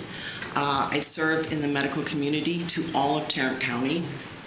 I don't understand why this keeps being Democrat, Republican. It should be about all of Tarrant County. I am considered probably a brown voter, and I feel like stuff we heard today was way one-sided. It does not serve all of Tarrant County. I also feel that I am a taxpayer, so I work, and I feel like if we really had free voices, all of the people are not being represented that work during the day, that maybe don't agree with all of what you guys are saying. So I respect that you're serving. Thank you for serving, but this is not all of Tarrant County. I also like to let the court be known that I got a phone call yesterday, and I don't know if this is standard procedure. Thank you. Following Ms. Tackett, we have Amy Super. The public overwhelmingly opposes this redistricting effort. We've seen it in packed meetings, petition signatures, and voices rising across this county. Yet all we've gotten from any of the commissioners who want this is a single hypocritical op-ed. Judge O'Hare, Commissioner Ramirez, and Pilf have all failed to show up and answer questions from citizens. No community engagement, zero transparency. We will see what Commissioner Kraus does tomorrow. All you've done is good old boy backroom maneuvering on a process that will racially pack one district and remove voice from minority voters. You're elected to be accountable to all people in this county. Stand with constituents. Stand for fairness, transparency, and real democracy. Shut down this redistricting proposal. If not, voters will shut you down the next chance we get. Following Ms. Super, we have Nydia Cardenas.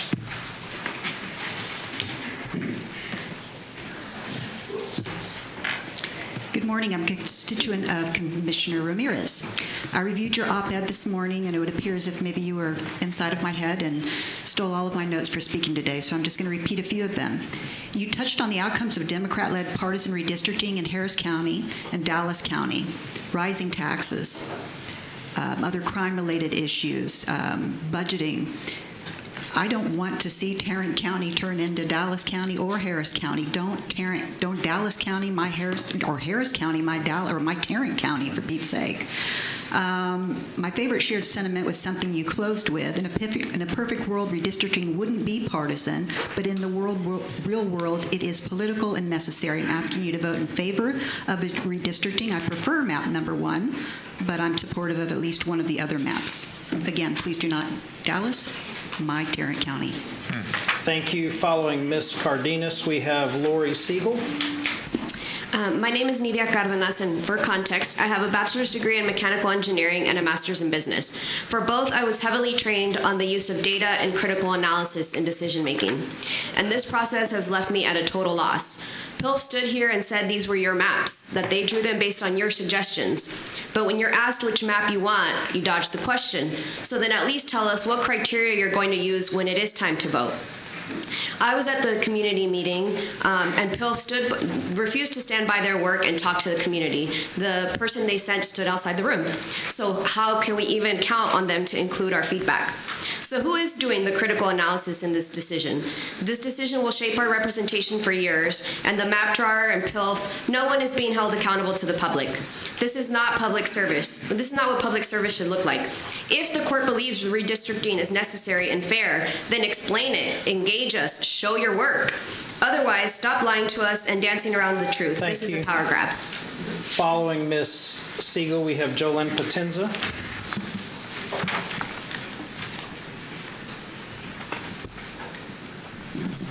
Thank you. I'm Lori Siegel and a resident and taxpayer in Tarrant County. And I want to thank all of you for working on all of our behalves. I do believe in the redistricting. I think it's necessary. I am part of the population that has transplanted. And I believe in the map number 1. And I really ask that you look at the population coming in. It's not just what happened on the census. My husband is in real estate. We moved here so that he does commercial and residential, and it's blowing up. And we need to look at what's going on. So I ask you, it's necessary to do the redistricting. I am in favor of map 1. Thank you. Following Ms. Potenza, we have E.J. Carrion.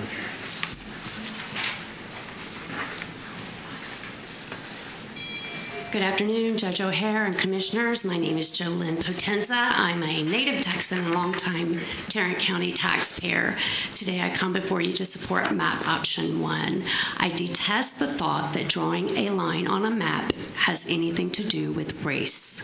The data sought is on the website. I found it. I clicked on map data, and there it was. It was the last 4 state and federal elections listed by partisanship, which is completely okay.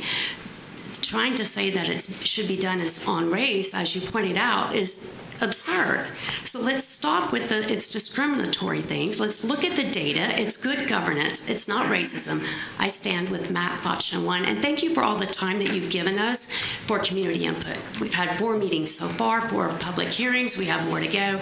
And the online comment form is still up for anyone to submit comments there. Thank you for your service. Thank you. Following Mr. Carrion, we have Blake Mormon.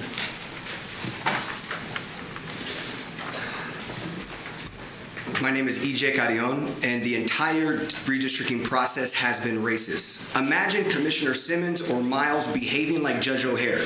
He rushes through processes, wastes tax dollars, and doesn't attend public redistricting meetings for his own ideas. White men do not have to obey systems like black and brown leaders. Commissioner Ramirez, they're letting you take the brunt of the blowback, placing all the pressure on you to be their holdup to the agenda. No one is talking about Matt Krause, who's trying to indoctrinate our children by putting the 10 Commandments in classrooms. Judge O'Hare is allowing mercy culture to exploit vulnerable sex traffic victims and turn them into radical evangelicals. All of these things are happening right here in Tarrant County, and they get zero blowback for it. But you get all the smoke for missing one public hearing. You, brown boy, are the shield to white Christian nationalism to prosper. Wake up before you have no more face to show. Following Mr. Mormon, we have Lane Craig.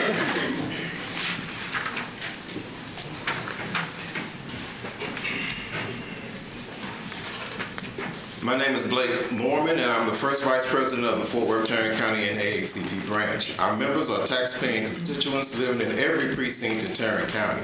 I'm here to express our opposition to redistricting and the impact such an action would have on our communities. Each of the proposed new maps is flawed, particularly in precincts 1 and 2. There are no criteria given to why the maps were drawn the way they are. Why is that? We can only infer that they were drawn with the intent to target the black and brown populations in precinct 1 and 2, and that is against the law. In addition, they were drawn to economically hurt precinct 1, which is morally wrong. Thus, no criteria is given. If this passes, Tarrant County will be known as one of the most racist counties in the country. Whether or not that's the intent of the commissioners who joined the county judge and vote yes on this, that would be the perception. And believe us when we say perception has an economic impact. For more than a century, the black and brown... Thank you very much. Thank you. No. Following Ms. Craig, we have Adrian Johnson.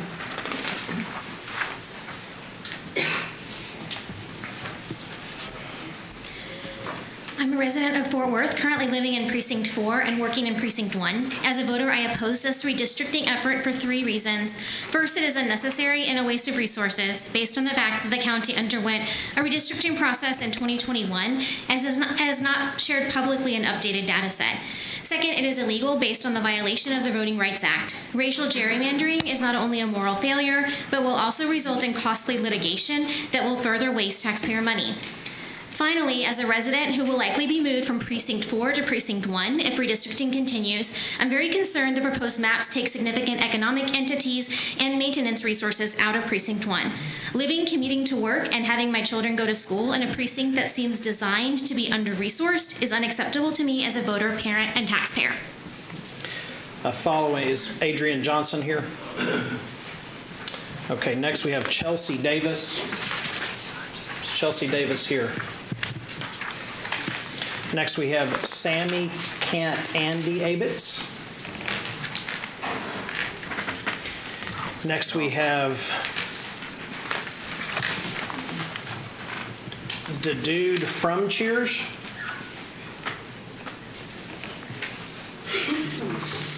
Next we have, I don't believe that one is an actual name. Put it on the record. The dude from Cheers. That's why I held off on that one. I've seen some of the movies. All right, let's see here. We're going to skip him. David, if you have the most unfortunate name in the history of the world, you can step up now. If not, we'll go to Carol Peters.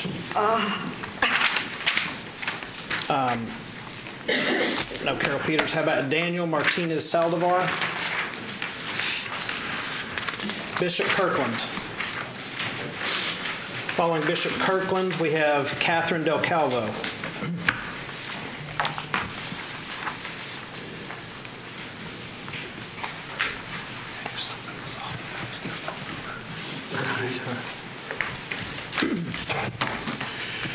You're attempting to set us back over 100 years. This is a facade of force and foolishness.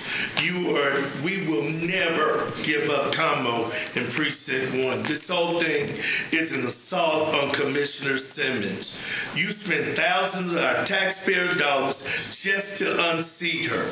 You don't want her here because she's willing to ask the hard questions. You don't want her here because she's willing to hold Bill Wayburn accountable. You don't want to hear because he talks about Chastity Bonner. Let's look beyond what it is and take the crap off the top. This is aimed at her. Has nothing to do with anything else but getting the Negro off of this diocese so that you could overload it and it'll be 4-1. This is crap and you know what it is and she'll stand up to you. That's what you really know. All right. Miss Del Calvo. All right, no, Miss Del Calvo. We have Taylor Huntley. Taylor Huntley present. How about Dana Schultes? Reverend John Young. All right, following Mr. Young, we have Natalie Weimer. Come before you today as a Christian who believes deeply in the moral value of fairness. Redistricting is not just a legal or procedural issue, it's a moral issue. As Christians, we are called to act justly, speak truthfully, and resist any action that undermines our witness. The Bible speaks clearly about fairness in all forms of leadership and judgment. Proverbs 11:1 says, "The Lord detests dishonest scales, but accurate weights find favor with him." This verse is about the moral obligation to treat people honestly and without manipulation. When redistricting is used to take power rather than represent people, it becomes a dishonest scale. And Scripture tells us plainly, the Lord detests this. When we redraw district lines to secure an advantage or silence a group, we are not acting in humility. We are grasping for control and power. That kind of decision doesn't just damage democracy, it risks our moral witness. I urge you to rejecting a redistricting effort. Let's choose the path of integrity. Let's resist the temptation to tilt the scales. Thank you. Is Ms. Weimer present? All right, next we have Valencia Edner and Kevin, I believe it's Lefebvre.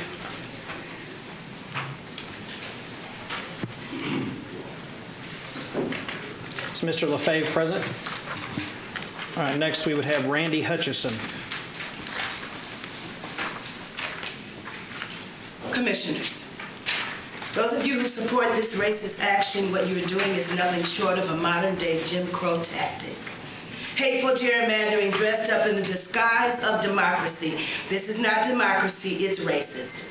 Judge O'Hare, you are engineering a manipulation of districting maps. And if, as you often say, elections have consequences, then honor the consequences of your loss in those districts and leave these communities alone. You did not speak for these people, but you are determined to silence them. The Bible writ is clear in its principle. You will reap what you sow.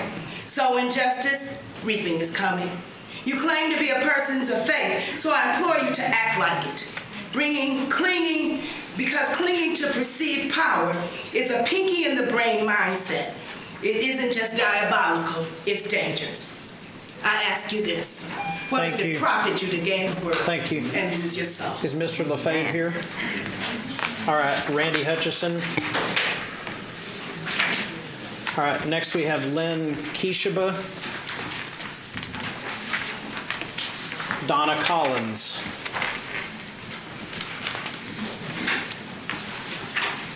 Are you Ms. Collins? Thank you. Are you Ms. Collins? Yes, I am. Okay, following Ms. Collins, we have Angela DeSalvo. Thank you. I live currently in Precinct 4, but will potentially be moved into different precincts with various maps. But why must everything have to be about race? This isn't about race. It's about the population growth in Tarrant County. I keep hearing that Tarrant is a minority-majority county. That's the makeup of this court. There's nothing in a proposal or a map that requires this to change. There was discussion also at the town halls about invoking voter suppression. Voter suppression means an individual or group is not being allowed to vote. There's no map selection that prevents anybody, including any minority, from having a right to vote. Again, we need to stop with all the hateful rhetoric. That is not of God, it is evil. I support Map 1 as it best provides representation that reflects the makeup of Tarrant County voters. Thank you. Is Ms. DeSalvo present? Angela DeSalvo. Next we have Gwen Baroud. Following Ms. Baroud, we have Rebecca Holmes.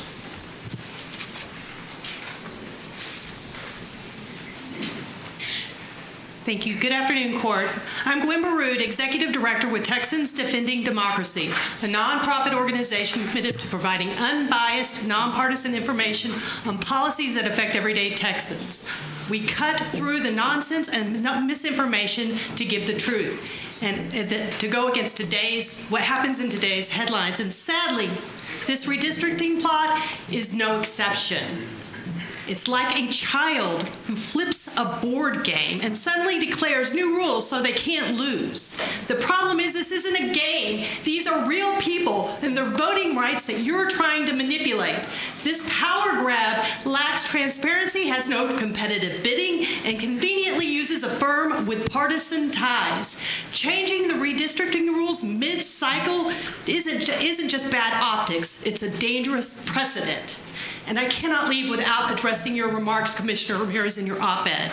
This process... Your time is up. Thank you. So, Ms. Holmes, are you present? And what about Linda Ford? Linda Ford. Following Ms. Ford, we have Charles Wiedemeyer.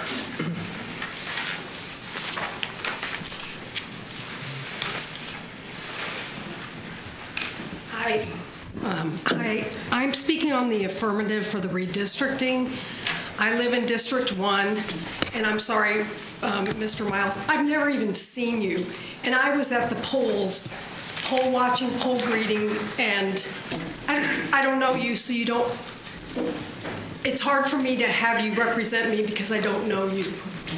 I've lived in Fort Worth since 2013, and I've seen how we've been growing south. Down the tollway, it's just gotten crazy. And I think we really need to review all the districting from that perspective. I think that as the county grows and changes, I believe the voting map should change as well. And I do want to say one thing. I was at the Como meeting, and I don't know why I'm so nervous, but we were called racists. We were told that we... Thank you. Time is up. Thank you. Following Mr. Wiedemeyer, we have Stacy Mello.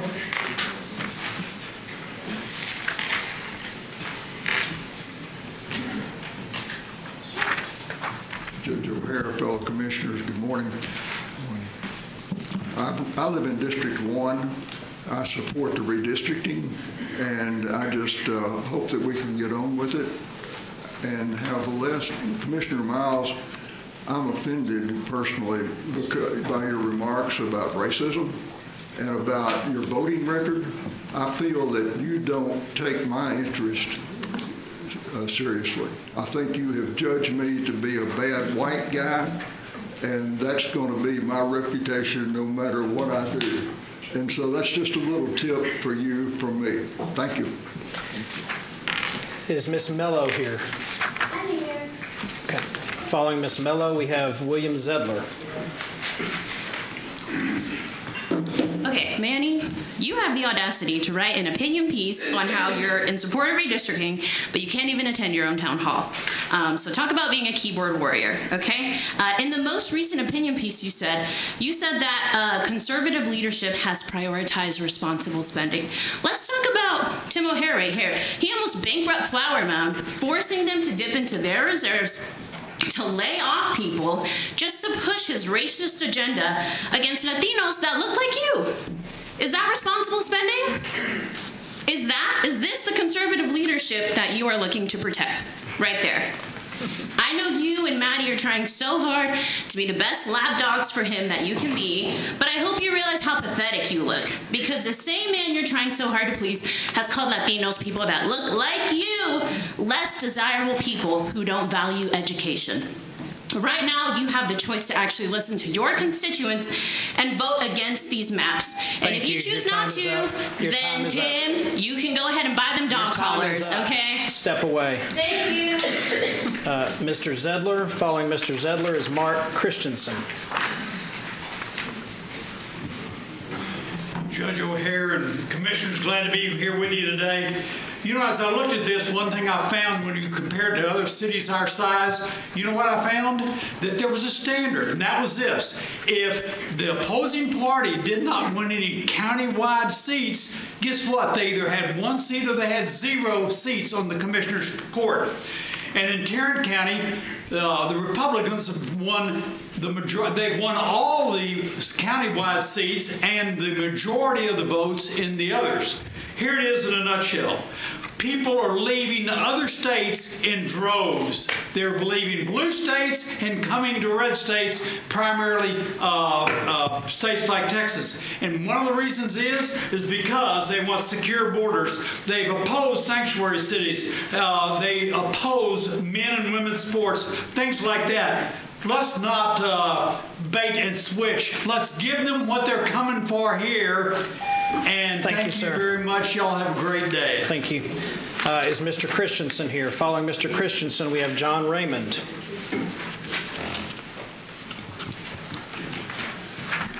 Good morning. I stand in support of Redistrict Map 1. First of all, my wife works for WIC, and she loves your leadership of the county, Judge O'Hare.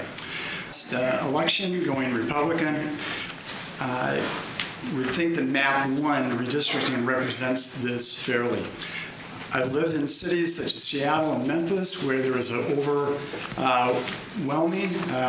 supermajority of Democrat, and I find that fiscal responsibility and crime, public morale within the county is challenged.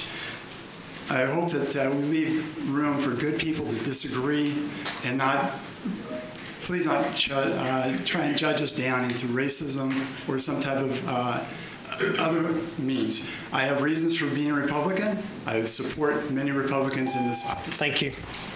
Is Mr. Raymond present? John Raymond. Jason Smith. Jason Smith. Isabel Young. Isabel Young. Stella Fair. Stella Fair. Ella Burton. Miss Fair. Miss Fair. Following Miss Fair will be Ella Burton.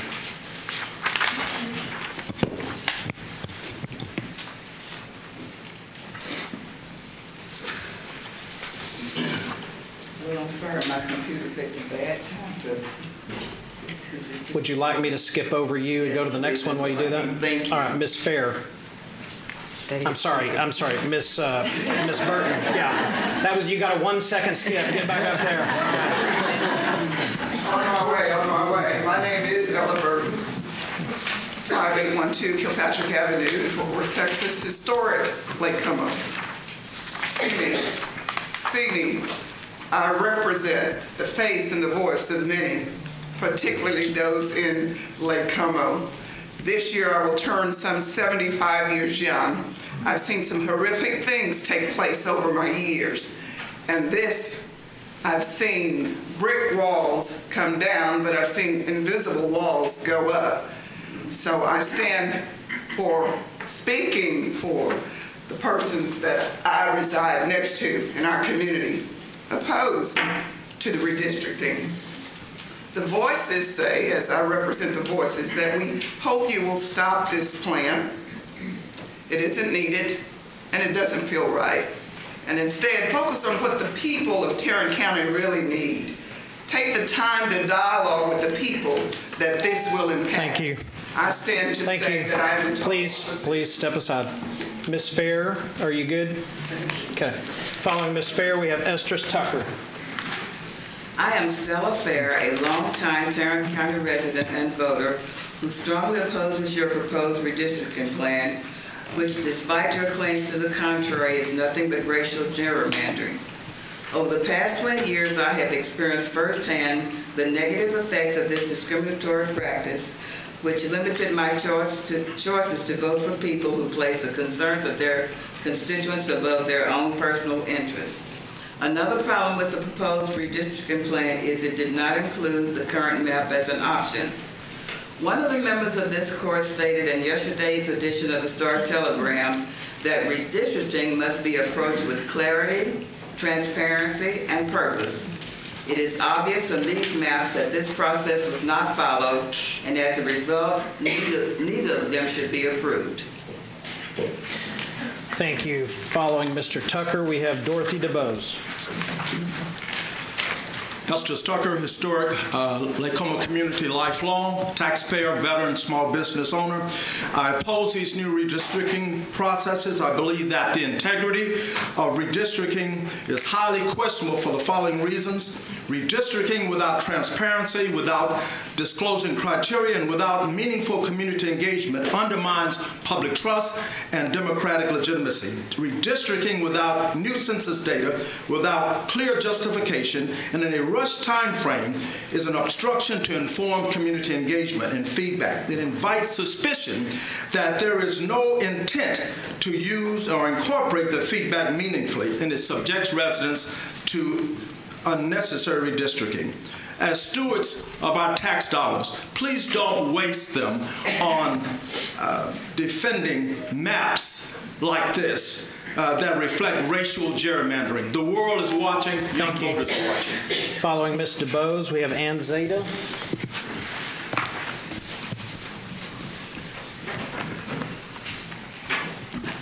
Good evening, court, judge, and commissioners. I rise today to strongly oppose the redistricting of the county commissioners district in Tarrant County. There has been no clear data, no compelling evidence or public demand to justify these changes. Redistricting is a serious process that should be driven by population shift, not politics. And yet we are being asked to accept new district lines without any transparent rationale or demographic necessity.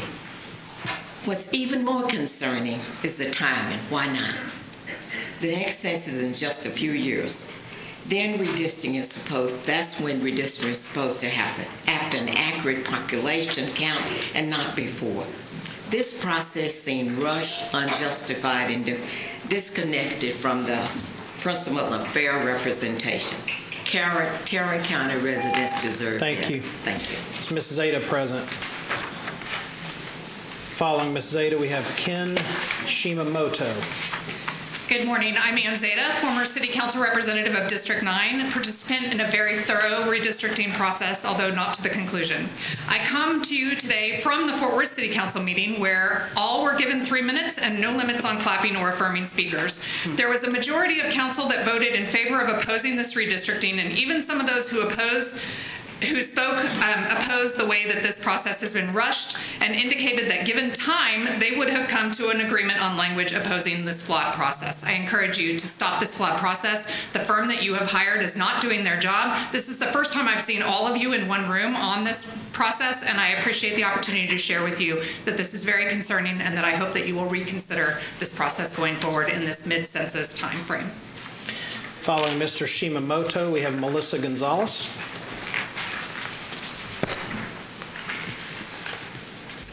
Good afternoon, Judge O'Hare, commissioners. My name is Ken Shimamoto. I've been a taxpayer in Tarrant County since 1978.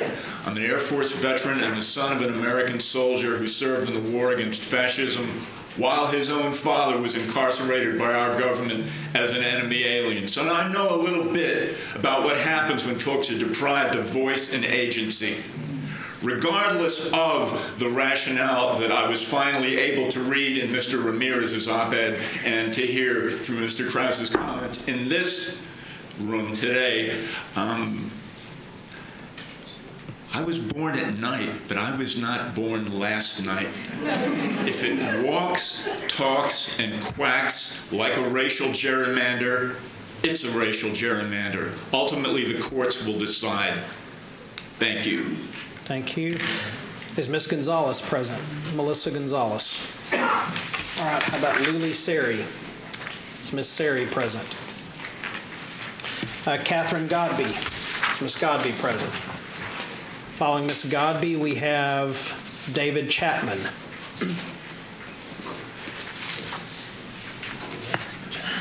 I absolutely loved the words that I heard at the beginning of this agenda item. Thank you, Commissioner Miles. Very inspiring. What is right and what is good? You are harming Black and brown citizens. You're harming them. You're silencing their voices. I don't know. How can you call yourselves Christians knowing that that's what you're doing?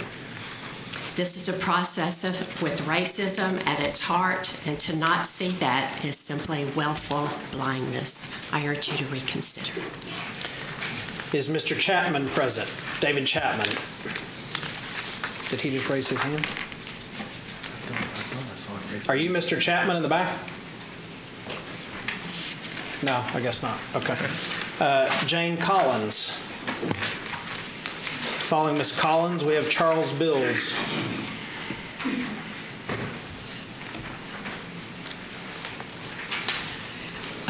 My name is Jane Collins, and I live in Arlington, and we had a wonderful discussion at the public discussion on Saturday, and I really learned a lot. And then today when I came and heard Mr. Rivas's report, more information, and Mr. Miles shared some really good information. And I really feel if people are listening with an open mind, they're going to be against this redistricting until we have another census, because we don't have the data. And I would urge you, Mr. Ramirez, to change your position. It hasn't been that long that there's been very much fairness on voting. And I remember when La Raza Unida Party in Crystal City, Texas had to form their own organization in order to get representation. Thank you. Following Mr. Bills, we have Dr. Harrell, Dr. Harriet Harrell. Okay, quick, I'm against this, but I want to see an itemized invoice from the PILF on why it took $30,000 to write maps, especially when they didn't do it, they just contracted it out to someone else.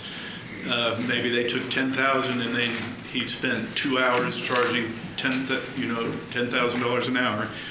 The other thing I want to say is that this time and 2 weeks ago, there were so many people that signed up that we had to lower the time to 1 minute, and yet there are a suspicious amount of no-shows. I suspect subterfuge. I would hold Bo Nix certainly would do something like that, just have everyone sign up and then not show just to make to prevent people from having enough time to speak. So following Dr. Harrell, we have Reed Bills.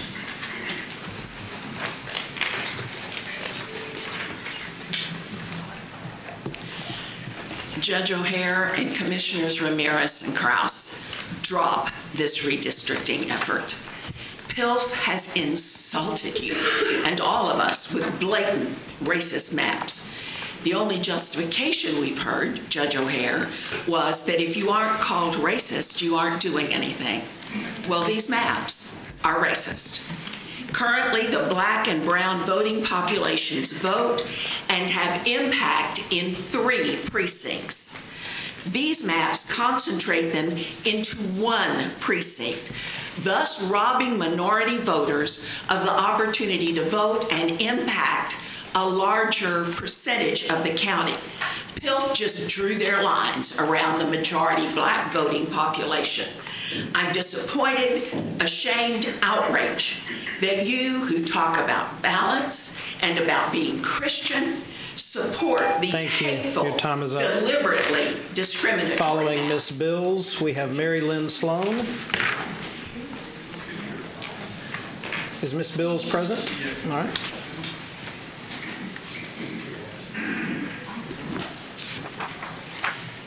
I live in Precinct 1, and Commissioner Miles, you speak for me. Thank you. The legal service agreement between Tarrant County and PILF says, in part, the foundation agrees to provide consultation in the process of adopting a new redistricting map, including any demographic analysis and presentation of maps. This agenda says we will be briefed on the redistricting process today. Please note, PILF did not consult with or explain the process of adopting a new map, did not provide demographic analysis, and did not present any maps to the taxpayers of Tarrant County.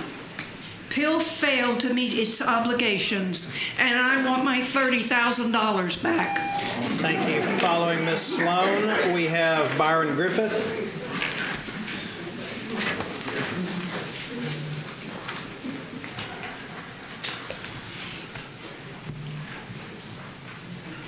I am a native of Fort Worth, and I am very proud of my hometown. It is a great place to grow up in. It is a great place to go to school in. It is a great place to work in. It is a great place to live in. However, this redistricting plan is not great for Fort Worth. And I know it's being done to silence the voice of Commissioner Simmons and to silence the voices of black people in this community. And it's not right, and it's not just. And it makes me feel ashamed. I feel shame. Following Mr. Griffith, we have Sandra Cooley.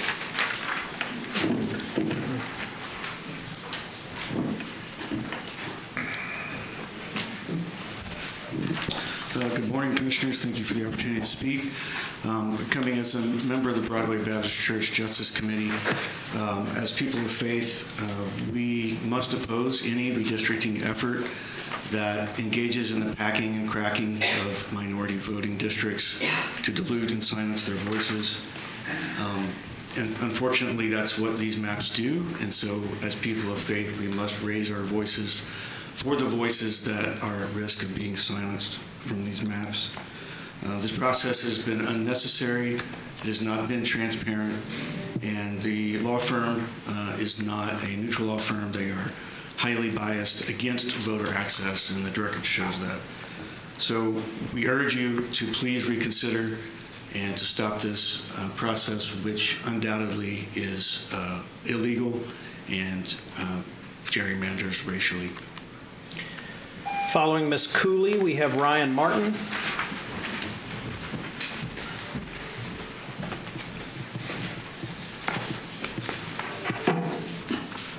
Hello, my name is Sandra Cooley, and I'm a lifelong resident of Tarrant County. I'm third generation lifelong resident of Tarrant County. So what you do here affects me, affects my family.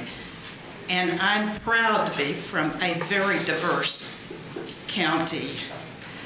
I'm against the redistricting. I'm for the present map. I think this whole thing is against Alyssa Simmons, who's a great advocate, not only for her precinct, but for mine, because I'm represented by Krause. And I'm sorry, I'm represented by Krause. But Alyssa's at my Keller ISD school boards. She's in Austin when the Texas Democratic Women meets. She is my representative.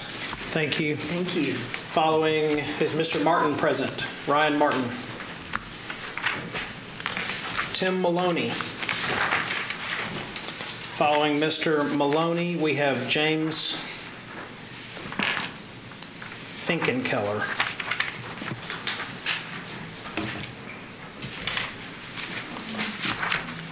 Judge O'Hare, County Commissioners, first of all, thank you for your service. My name's Tim Maloney. I've been a resident and taxpayer in Tarrant County for 36 years. I reside in District 2 with my wife. I don't see this as racial gerrymandering. I see it as partisan gerrymandering. I see the tremendous growth that's taking place in Tarrant County. I can feel it with the traffic. I'm in favor of redistricting, and I'm in favor of option 1. Thank you. Is Mr. Finkenkeller present? Next we have Sal Carrillo. Mr. Carrillo present. Next we have Julie Griffin. Following Ms. Griffin, we have Rachel Davis.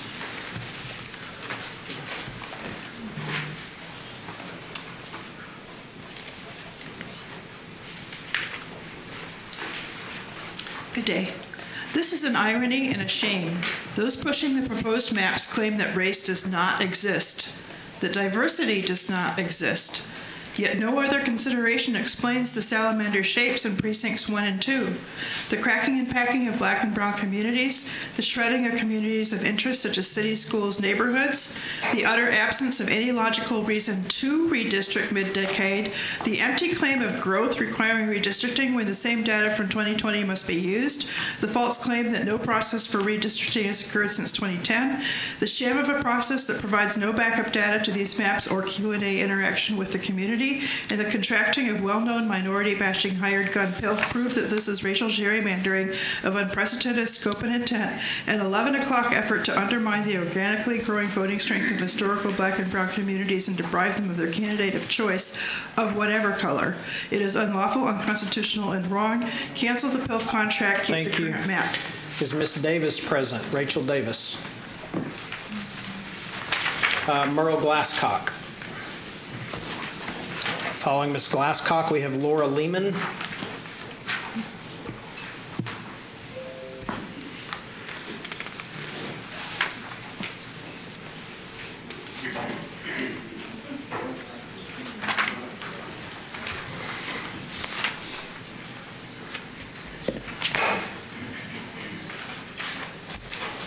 Good afternoon. I am Merle Glasscock. I am a member of Broadway Baptist Church, where I serve on the Justice Committee. My comments are my own. I appreciate this court for listening to the public. From what I am reading, from what I am hearing from a range of stakeholders, I think the entire redistricting proposition is woven with racism. Specifically, it looks to me as if the redesigning of the maps is trying to get rid of Commissioner Alyssa Simmons. She is an exemplary commissioner. She is a powerful voice for her constituents. Thank you. Is Ms. Lehman present? All right, next we have Lisa Wangler. Is Ms. Wangler present? Myra McLaughlin. Is Myra McLaughlin present? Ebony Turner. Following Ms. Turner, we have Lydia Faith.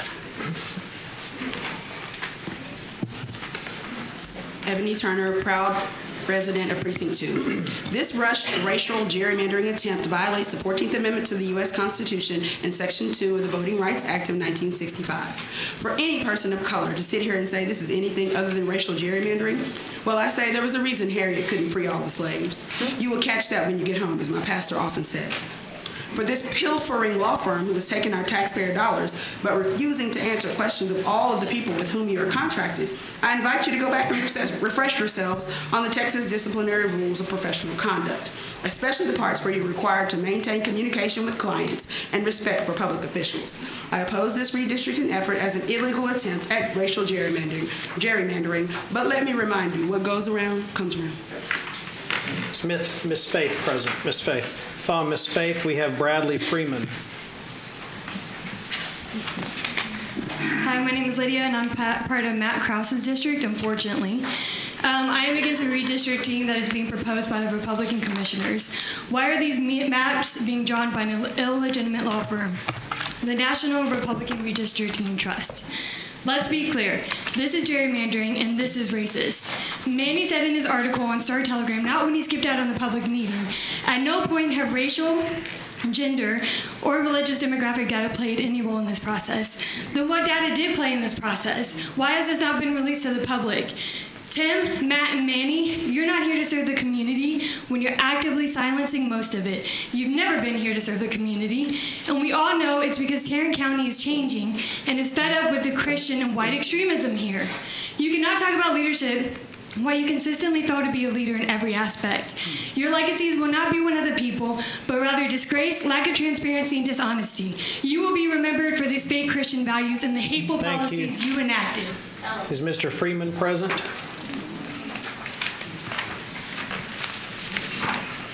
No, Mr. Freeman. How about Drew Brown?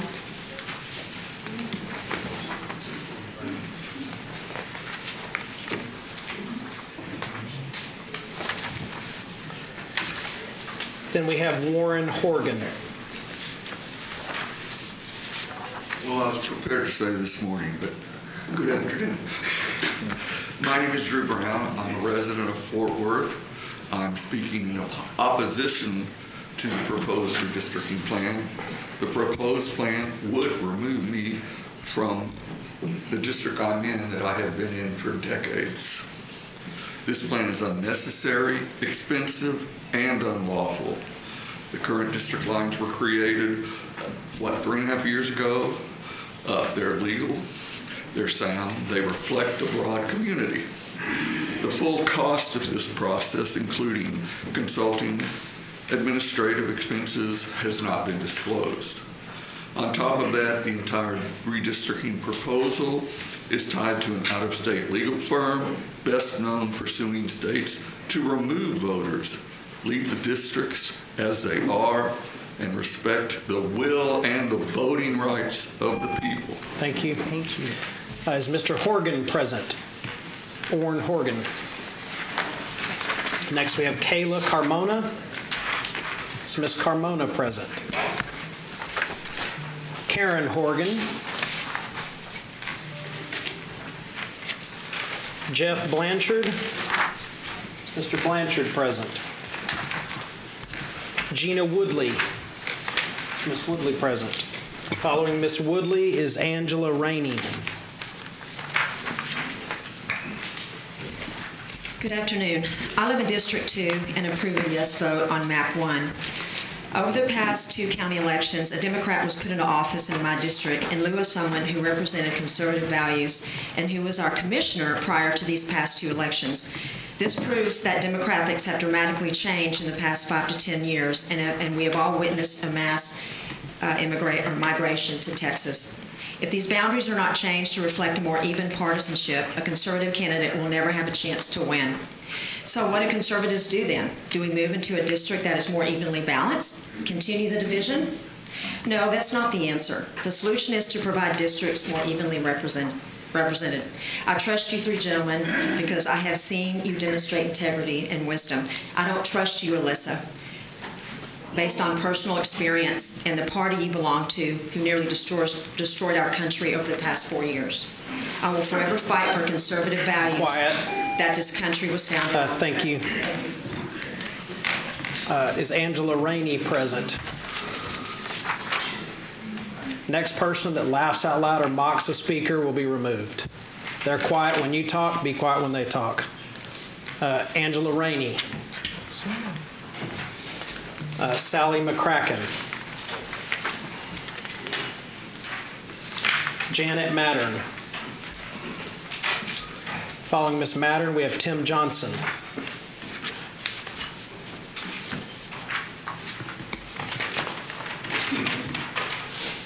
The League of Women Voters of Tarrant County opposes all new maps.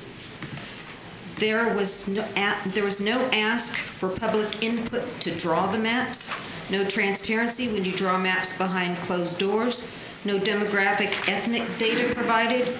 You do not answer questions. Why are you moving so fast?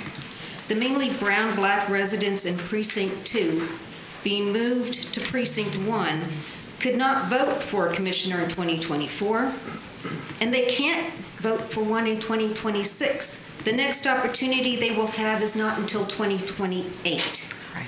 Using current maps, brown and black voters in Precinct 2 would vote in 2026. That's a 4-year gap. Again, if moved to Precinct 1, they can't vote until 2028. This is intentional disenfranchisement. These maps are racially gerrymandered. Thank you. Is Mr. Johnson present? All right, Alexander Montalvo. Following Mr. Montalvo is Carlos Rodriguez.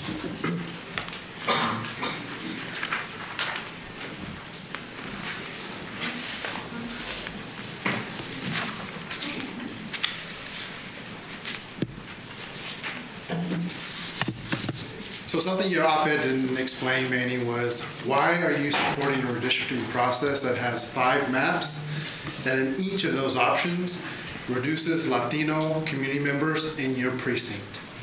Every single one of those options reduce Latino community members and packs them into Precinct 1. The Latino community deserves to know why someone who parades at Chorizo Menudo meetings, at Fourth Hispanic Chamber meetings, who decides to vote to keep the Cesar Chavez holiday, wants less of that community in his precinct. We know why they want to pack Precinct 1 with more black and brown voters, and we know what their racist agenda is.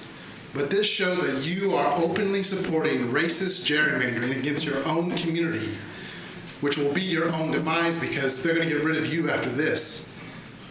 Why support something that Mr. Rodriguez, are you present? Step away from the microphone. Is Mr. Rodriguez present? Okay, following Mr. Rodriguez is Sandra Montalvo.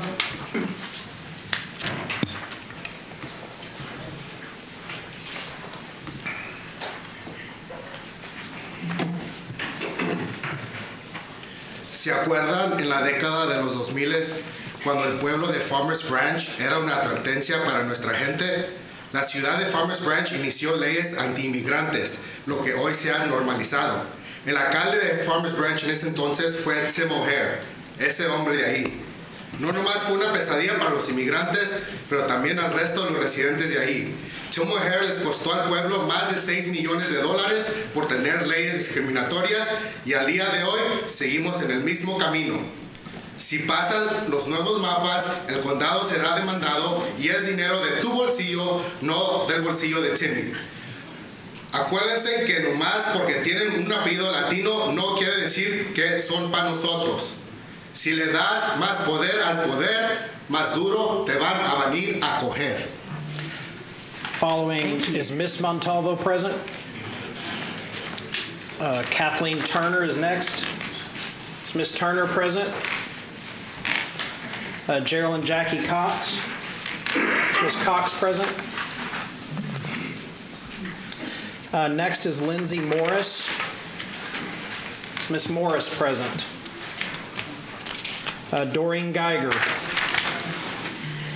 Following Miss Geiger, we have Gwendolyn Morrison.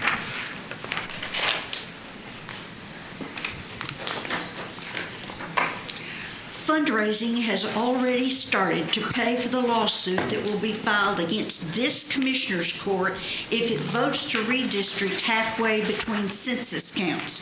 Taxpayers in Tarrant County will be stuck paying for millions of dollars in legal fees in trying to defend actions taken by the members of this court. In 2021, the court hired the bigger staff firm that specialized in redistricting to prepare data for redistricting after the 2020 census. After reviewing their data, the court decided to keep the current boundaries because they were balanced by population. This is a very similar situation to the lawsuit that cost Farmers Branch $7 million in legal fees after Tim O'Hare passed an ordinance to make it illegal for landlords to rent to Hispanic people. Farmers Branch lost that lawsuit. All right, your time is up. Is Miss Morrison present? All right, Monica Lynott. Monica Lynott. Ora Spellman. Ora Spellman. Nico Shima Bakuro. Amanda Harrier.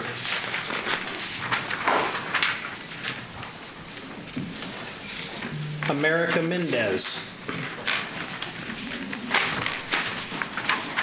Maria Mendez. Douglas Spellman.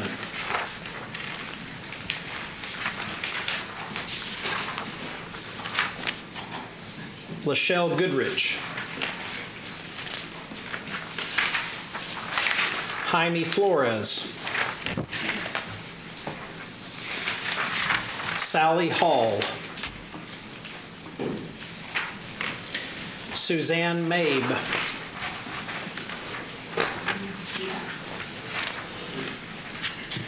Are you Miss Mabe? Yes. Okay, all right. Following Miss Mabe is Gabriel McLean. Hi, I live and work in Commissioner Ramirez's district, and I disagree strongly with your opinion piece about what you wrote about the redistricting, because I do believe it's racial. And you saying that there are so many Republicans, you need another seat. Well, do you remember 2020? I believe Joe Biden won that year. So it would be fair, I think, if we just left the lines like they are. And I'm no expert on redistricting, but I can look at that. Is it the PLIF map? And it's obviously racially gerrymandered. You can just see it. And I think if I could see it, you could see it. And they're going to say that it's wrong and where it's going to cost the county a whole lot of money. And I'm asking you to vote against it. Thank you. Thanks. Is Mr. McLean present? All right, Mia Chiesa. Kevin Rigsby. Chris Dobson. Following Mr. Dobson is Emmanuel Veal.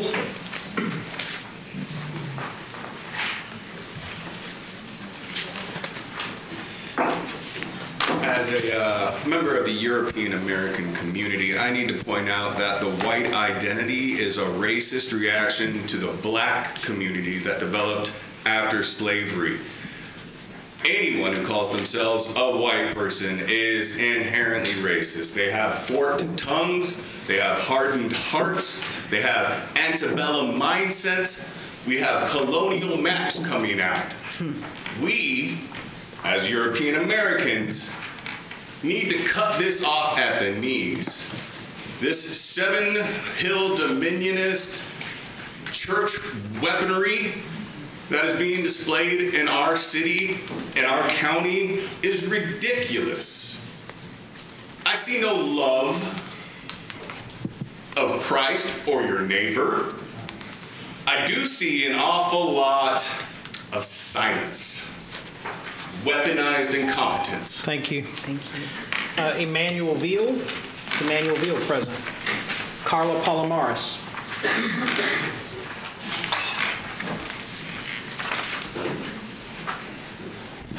My name is Carla Palomares of Fort Worth and Precinct 4. I've attended 2 of the redistricting public hearings, one hosted by Commissioner Miles and the other hosted by the community in absence of Commissioner Ramirez. Precinct 4 staff and Tarrant County staff had a microphone and a timer in Azle. They waited about 30 minutes to tell us that you weren't going to be there, Manny. You had 75 plus people show up, many of whom, like myself, drove over an hour to get there during rush hour. It was not a central location to the district. That's a disgrace on you and this county. Not even the bare minimum to provide resources or entertain dialogue at this so-called public hearing. That speaks volume for all the people, for all you as puppets and performing by going through the motions to try and fool us into believing this ruse. Manny, you failed us once again. I've lost all faith in you as a leader. You are a follower, but I hope that my comments I wrote were provided to you from your staff, because it's more than I could say in a minute. Tim O'Hare, you're trying so hard to move this along, yet you won't even show your face outside of this court. You operate from fear and hate. You. Your time is up. You're racist. Remove her from the building immediately. Immediately.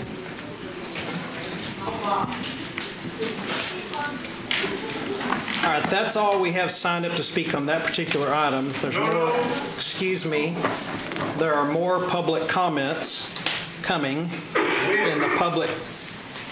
Don't interrupt. There are more public comments coming in a minute. Do any of you have any speaker forms that I do not have? Okay. All right. We will take a recess. It is now 12:53. We will meet back in here at 1:05. We are now in recess.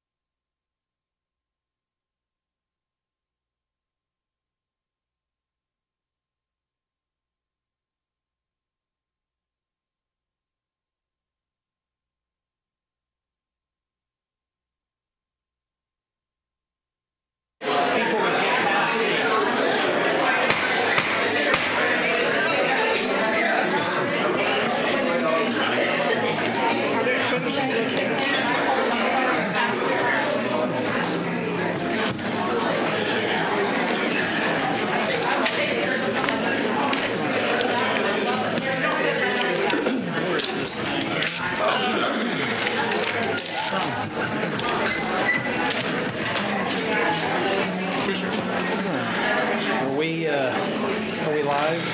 Yes, sir.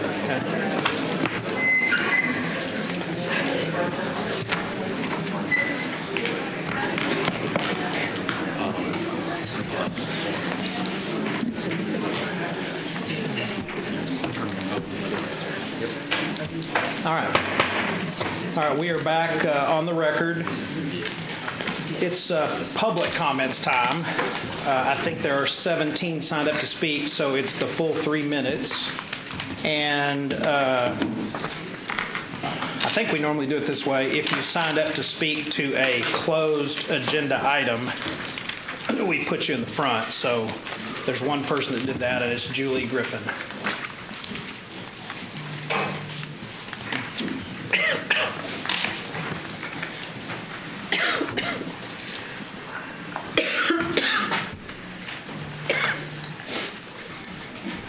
Judge and Commissioners, it's good to be back up here again. I want to speak about Anthony Johnson Jr.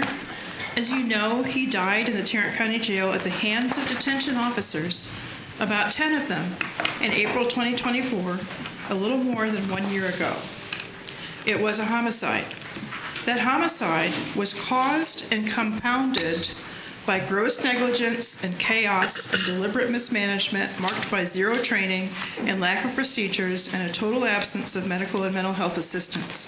All of that evidenced in the portion of the video of his death that was released to the public. Why do I say deliberate mismanagement?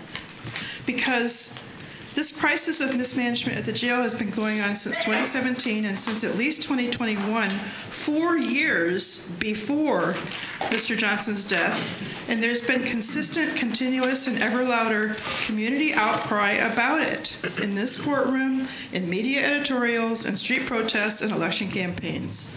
The sheriff has and has had knowledge of gross mismanagement, and yet no changes to policies, training, practices, culture have been communicated to the public. The sheriff continues to falsely claim that the National Institute of Corrections gave a green light, as opposed to the facts in their site report of at least 10 concrete recommendations for change. Human beings in our jail are dying not only of homicide, but dehydration, starvation, suicide, drug overdoses, and lack of needed medicines. So, during your closed session today about Anthony Johnson's litigation over his death, do not limit your conversation to legal details about his case. Use that opportunity to get to the bottom of why he died and why so many continue to die in the Tarrant County Jail.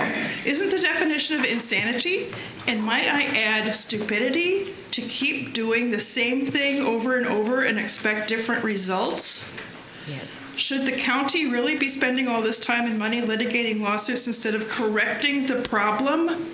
Show us the new training protocols. Show us the revised mission, placing life and safety and health of prisoners and staff alike as priorities instead of a vacuous proclamation to, quote, stand between good and evil, unquote.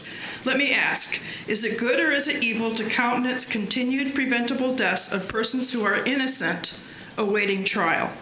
My request, please discuss and conduct your decision-making in closed session on the things that matter, life and death, under your watch.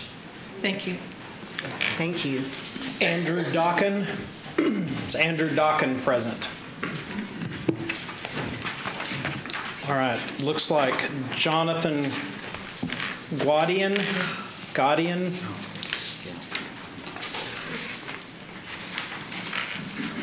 Amy Super.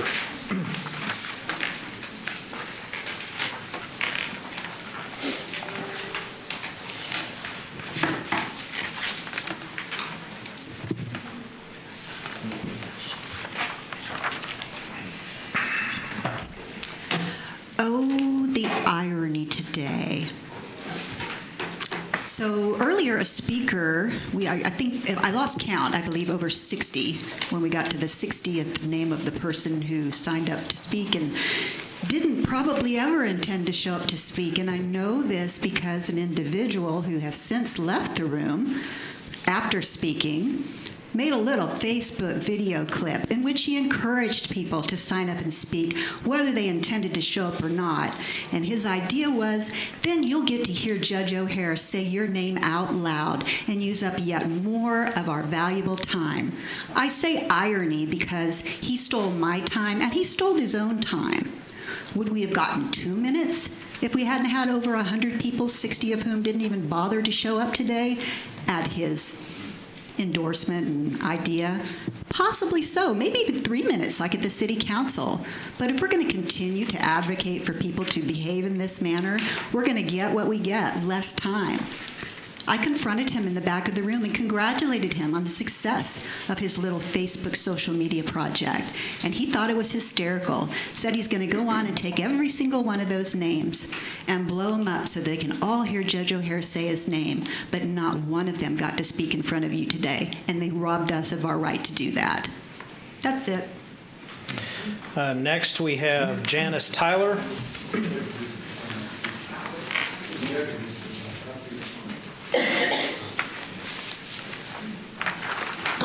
Good afternoon. I'm a 45-year resident of Tarrant County, and on April 15th, my husband and I came to the Commissioner's Court to get information about redistricting.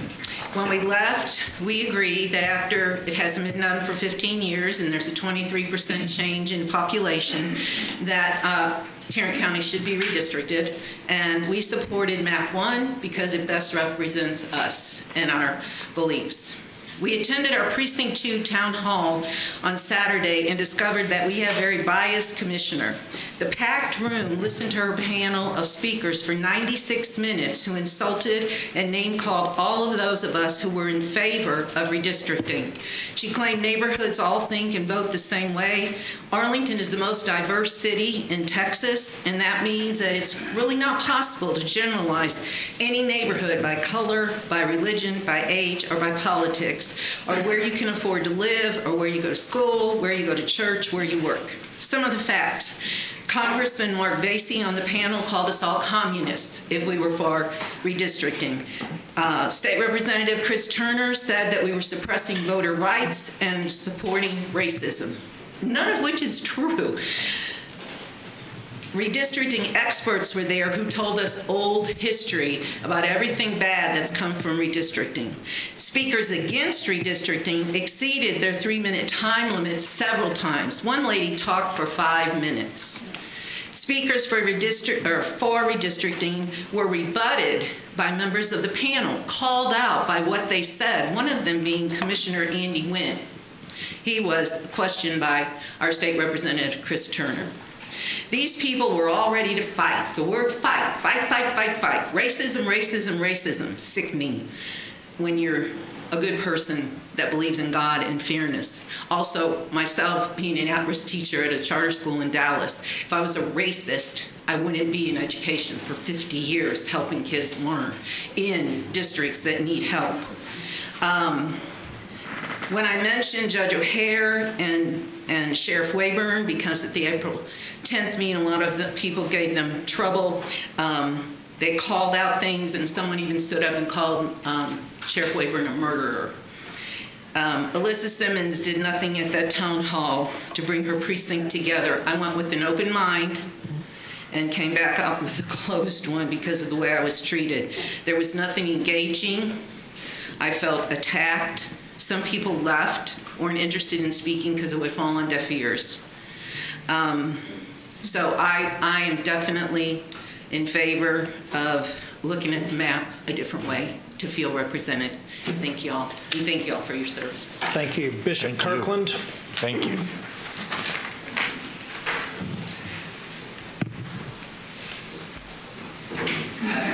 Listen, don't for a moment doubt my patriotism or love for this country. As a Marine, I ate what most of you would never eat. I slept where most of you would never sleep. I did what most of you would never attempt to do.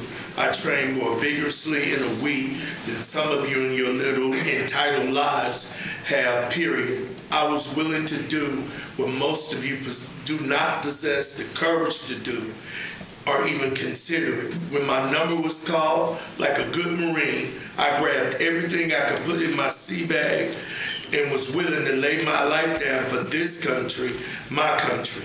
Let me help you all. I've heard the word racism so many times today.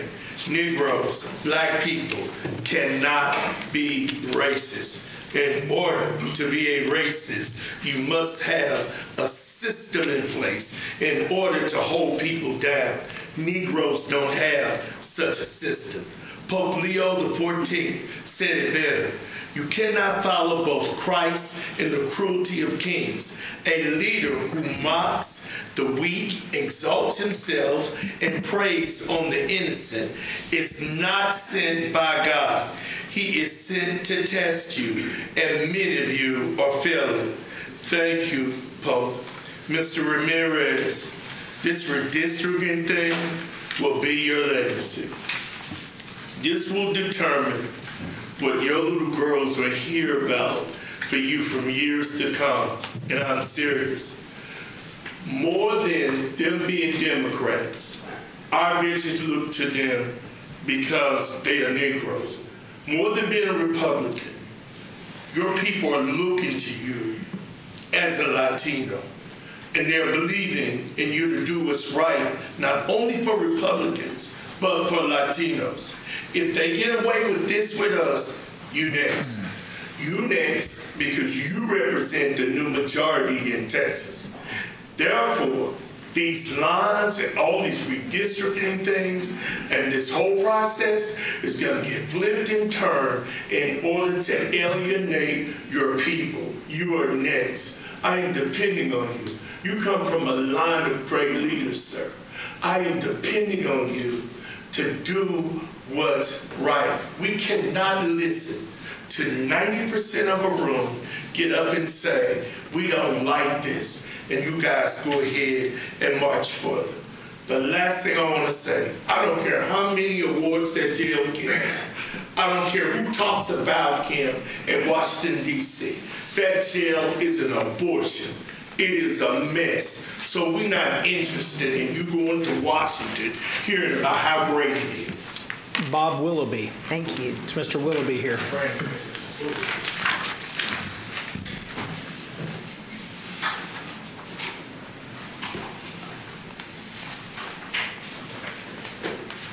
Now, I know this is outside of your deal and everything, a little bit of it is, but what I want to try to run across here real quick is voter fraud. They are destroying votes in Fort Worth. There's no doubt about it, 100%. This document will prove it.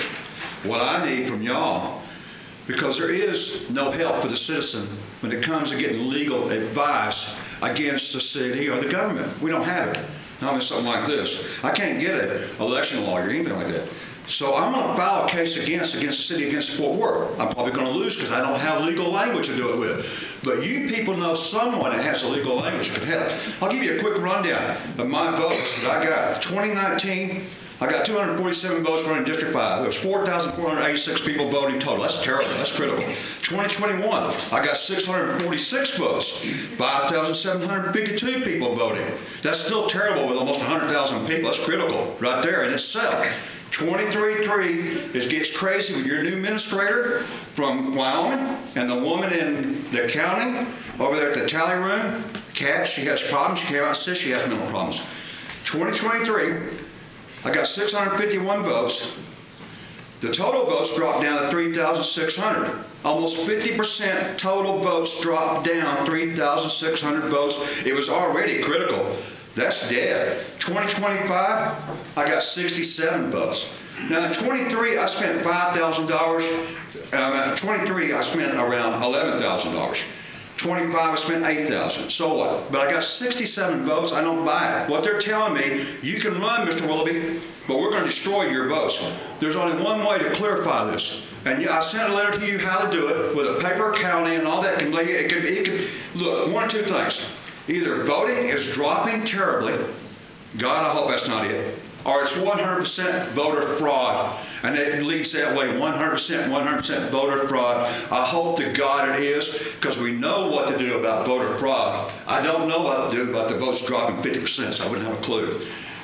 God put us here to help one another. I don't see it. We in the city of Fort Worth needs help. The corruption is so bad. I know you don't do the canvassing, but the mayor does. The Mayor Parker is a liar, and I can say that without sarcasm. I can say it to her at the city hall, and she can't do nothing about it because she viciously lied about me and won't take it back. We don't have anybody over there. This vote in District 5 needs to be redone. I want to file the court case myself, but I don't have legal knowledge. But I'm going to try. I have to. And if you care about this city and you care about the voting, someone will help us do this. District 5 voting has to be overturned, or this whole city just forget it. It don't matter anymore because the voting ain't right. We ain't got nothing. Thank you. Ariella Villa. No, Ariella. Adrian Smith.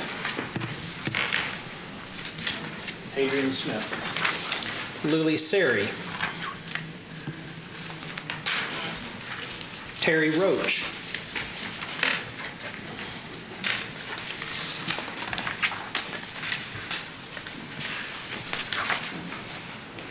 Commissioner Miles and everyone, we need to say the name Kenneth Woods. It's been nearly a year since Mr. Woods was killed by Benbrook police.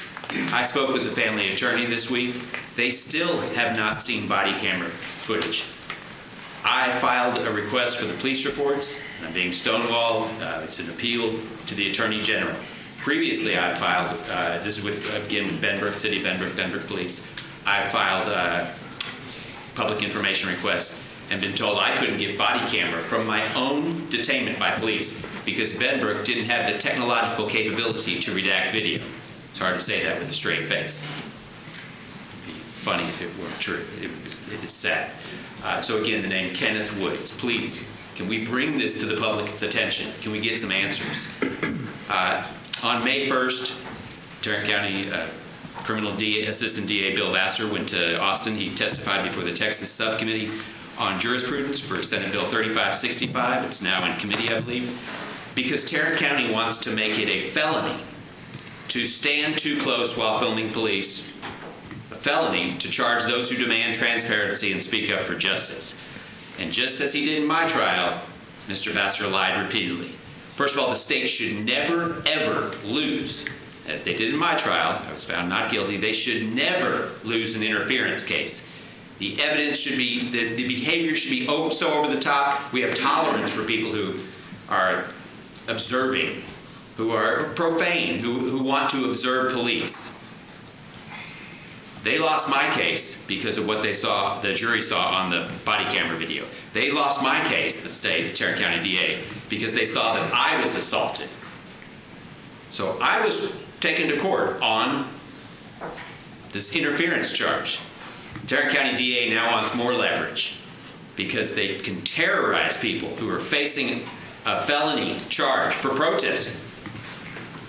I'm running out of time, so I'll just say, here's some of the lies that Bill Vassar told this subcommittee.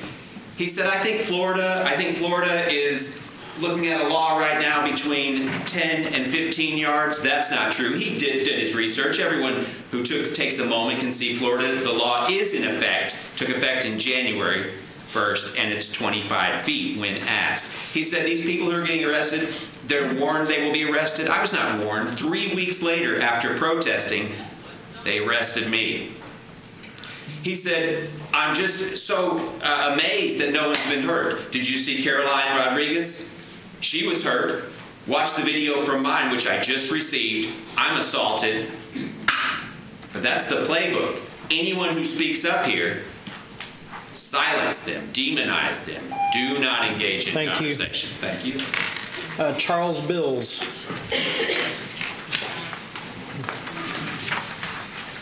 Well, first, I need to retract. I slandered Bo Nix, who I think is a professional athlete. I meant Bo French. I was wondering what the Broncos coach had, QB had to do with that, so thank you. The subterfuge, you know, I definitely don't accuse anyone on the dais. I'm sure, I mean, I definitely respect your respect of the protocol and decorum.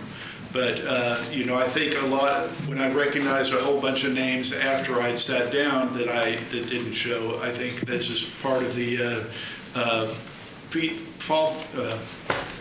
results of changing the rules to where you had to sign up the day before, and apparently a lot of people are signing up if they think they might be able to be here today, and because if they, that there's no other option. If you just change it to where people can sign in the morning of, that probably will just save a lot of time in the end. The other thing, what I originally wanted to speak about is Anthony Johnson Jr. Apparently there's more talk about him. I still demand that the DA indict the man that sprayed pepper spray into his mouth to be indicted for murder, and some sort of indictment against all the deputies that sat around.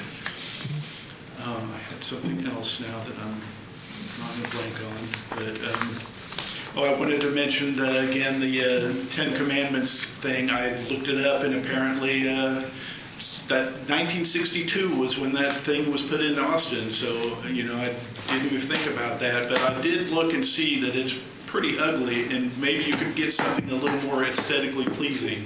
Maybe have some input on that. Thank you. Thank you. Deborah Kratke.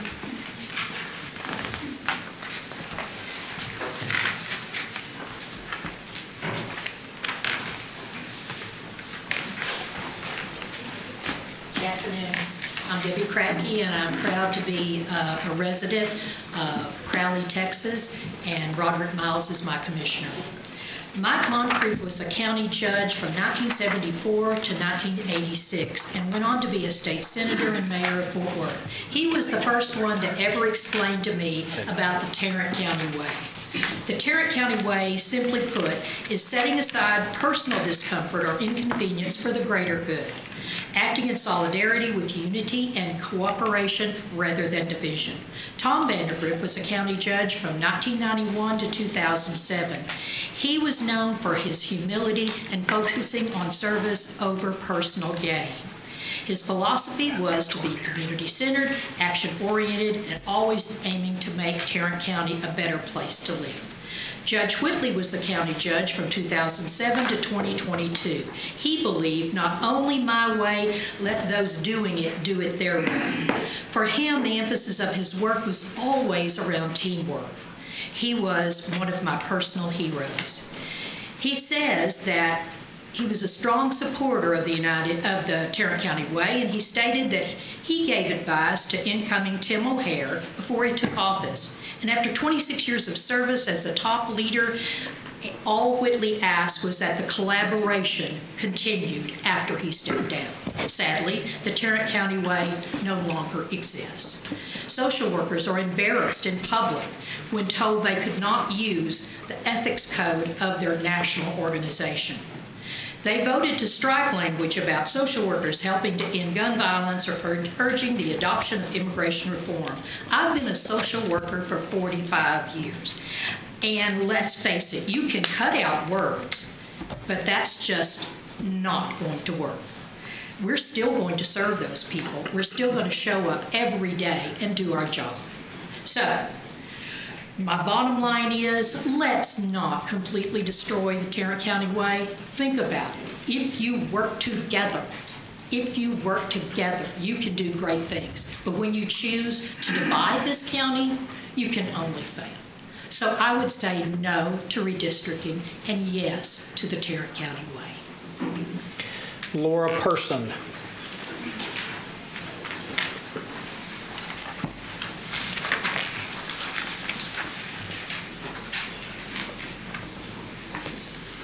I urge the Commissioners Court to refrain from redistricting until the next census in 2030. I want Tarrant County representation to be fair and equitable and use good data. There is no credible reason to redistrict before obtaining the next census data. Thank you. Thank you. Mr. Blackwell.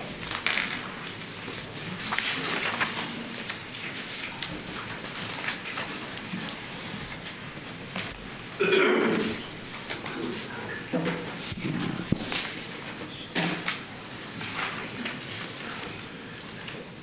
clock started before I said a word. but that's okay. Judge O'Hara, everybody present here today can see straight through your racist scheme to rid yourself of the most outspoken and challenging opposition voice on this commissioner's court, and that is Commissioner Simmons. It's a racist power grab. That's all it is. And that is why I rise to strongly denounce any tampering with precinct redistricting at this time. Now, Judge, to add insult to injury, you went all the way across this country to Virginia to get a racist firm to come to Texas to do your dirty work. Do you realize, Judge, that the first Africans who were enslaved in this country landed in Virginia? And now you are asking the descendants of those slaves to use their taxpayer dollars to finance a scheme to destroy one of the most powerful women in this state, and that is Commissioner Simmons.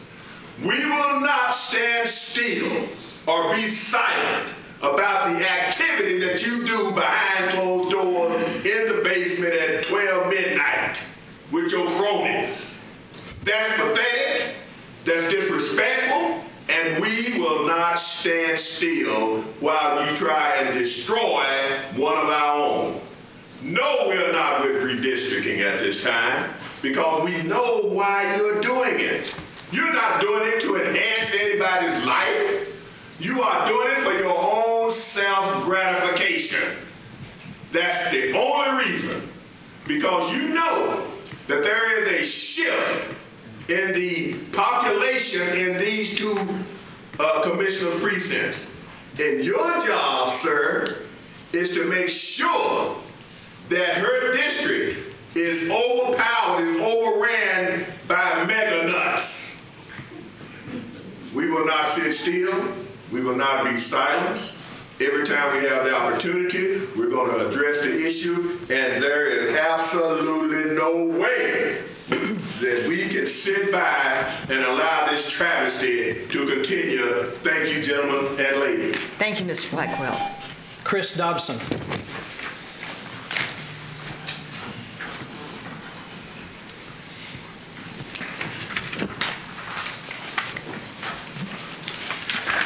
So many things to talk about.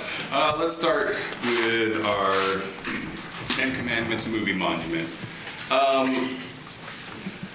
Mr. Krause, you said that there was a shared Judeo-Christian history to America, but the First Amendment clearly contradicts the First Commandment.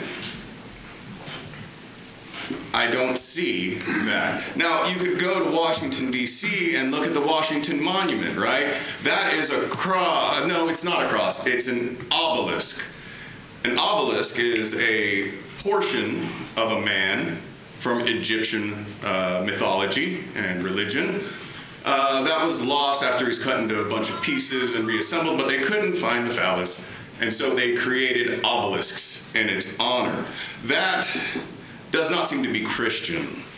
Furthermore, when you go into the Capitol, which I've had the honor of doing, it has a foyer, and in that dome of the foyer, there is an art piece called The Apotheosis of George Washington. Are you familiar with the term apotheosis? To go from man to God. For George Washington, because he was our founding father, that is not Christian. You know, no gods before me, but our first president under the Constitution becomes a god in the Capitol of the building. And that building, by the way, is fashioned after Greek and Roman architecture because they were recreating something, weren't they? England was our Greece. And I've spent a little too much time on this, but it's just silly to even have that thing out there. Our jail has seen murders. Isn't that one of the commandments? And yet, there's no outpouring, no gnashing of teeth, no wailing, except from the families who you turn your back to and don't witness. It's an embarrassment, kind of an embarrassment of riches when I think about it. How far this nationalist thing has gone, the Seven Hills Dominion theory. It has replaced entirely the Lord Jesus Christ and instead replaced it with a belligerent nationalism, a Zionism that creates an other that has no value, that is not a person. So it's okay to bomb children. We say we love children, we protect children, we gotta make sure of the children, but we drop our bombs in Gaza to kill children because they will continue to live there if we don't. You know? Thank you. That was a quick last 15 seconds. Thank you. Edward Spears. Is Mr. Spears present? Okay, do we have any announcements or comments from the commissioners? I would just like to take this opportunity to thank all of the constituents, the public, the folks that came out Saturday at 10 a.m. for the Precinct 2 public hearing from both sides. My goal, my aim was to impart as much information as possible. And so I want to take this opportunity to thank the public, thank the panelists, thank the elected officials from both sides that came out, and to thank my staff. And to encourage folks to attend the next public hearing, which is in Precinct 3, and not sure of the date, but keep making your voices heard. Thank you. Anybody else? I'll do one. It's actually tomorrow night, Wednesday night, at the Gary Fickus Courthouse. Please come out. I'd love to hear from you, get feedback on it. To Mr. Dobson's last point, he talked about, the rotunda and the apotheosis. Down below in the rotunda, there's huge, gigantic paintings. You know what one of those paintings is? The baptism of Pocahontas. So all this talk about there's no mention of Christianity. No, literally down below where he was talking about, there's a huge mural, and the entire painting is the baptism of Pocahontas. So I just wanted to point that out. There's a lot that gets said one-sided in here, and so sometimes it's good to just show the other side of the record. So. All right. So with that, the court will now recess the open session and proceed to closed session to discuss items exempt under sections 551. Quiet. Hey.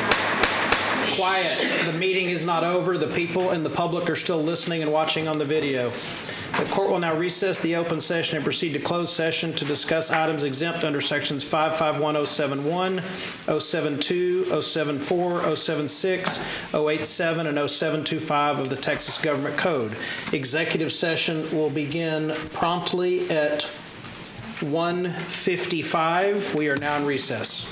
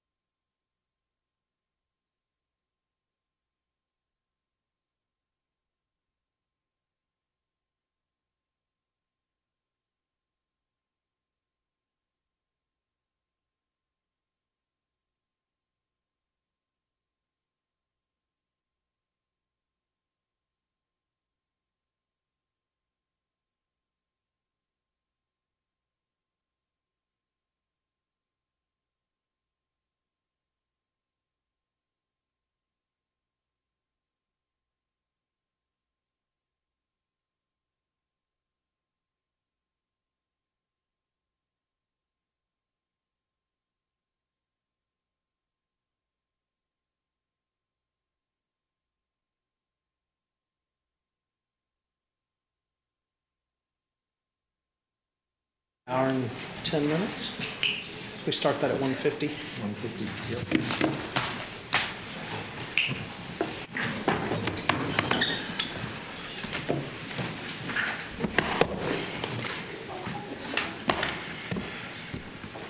Whenever you're ready. We're good? Whenever you're ready. We are back from executive session. There's no action to take at this time, so we are officially adjourned.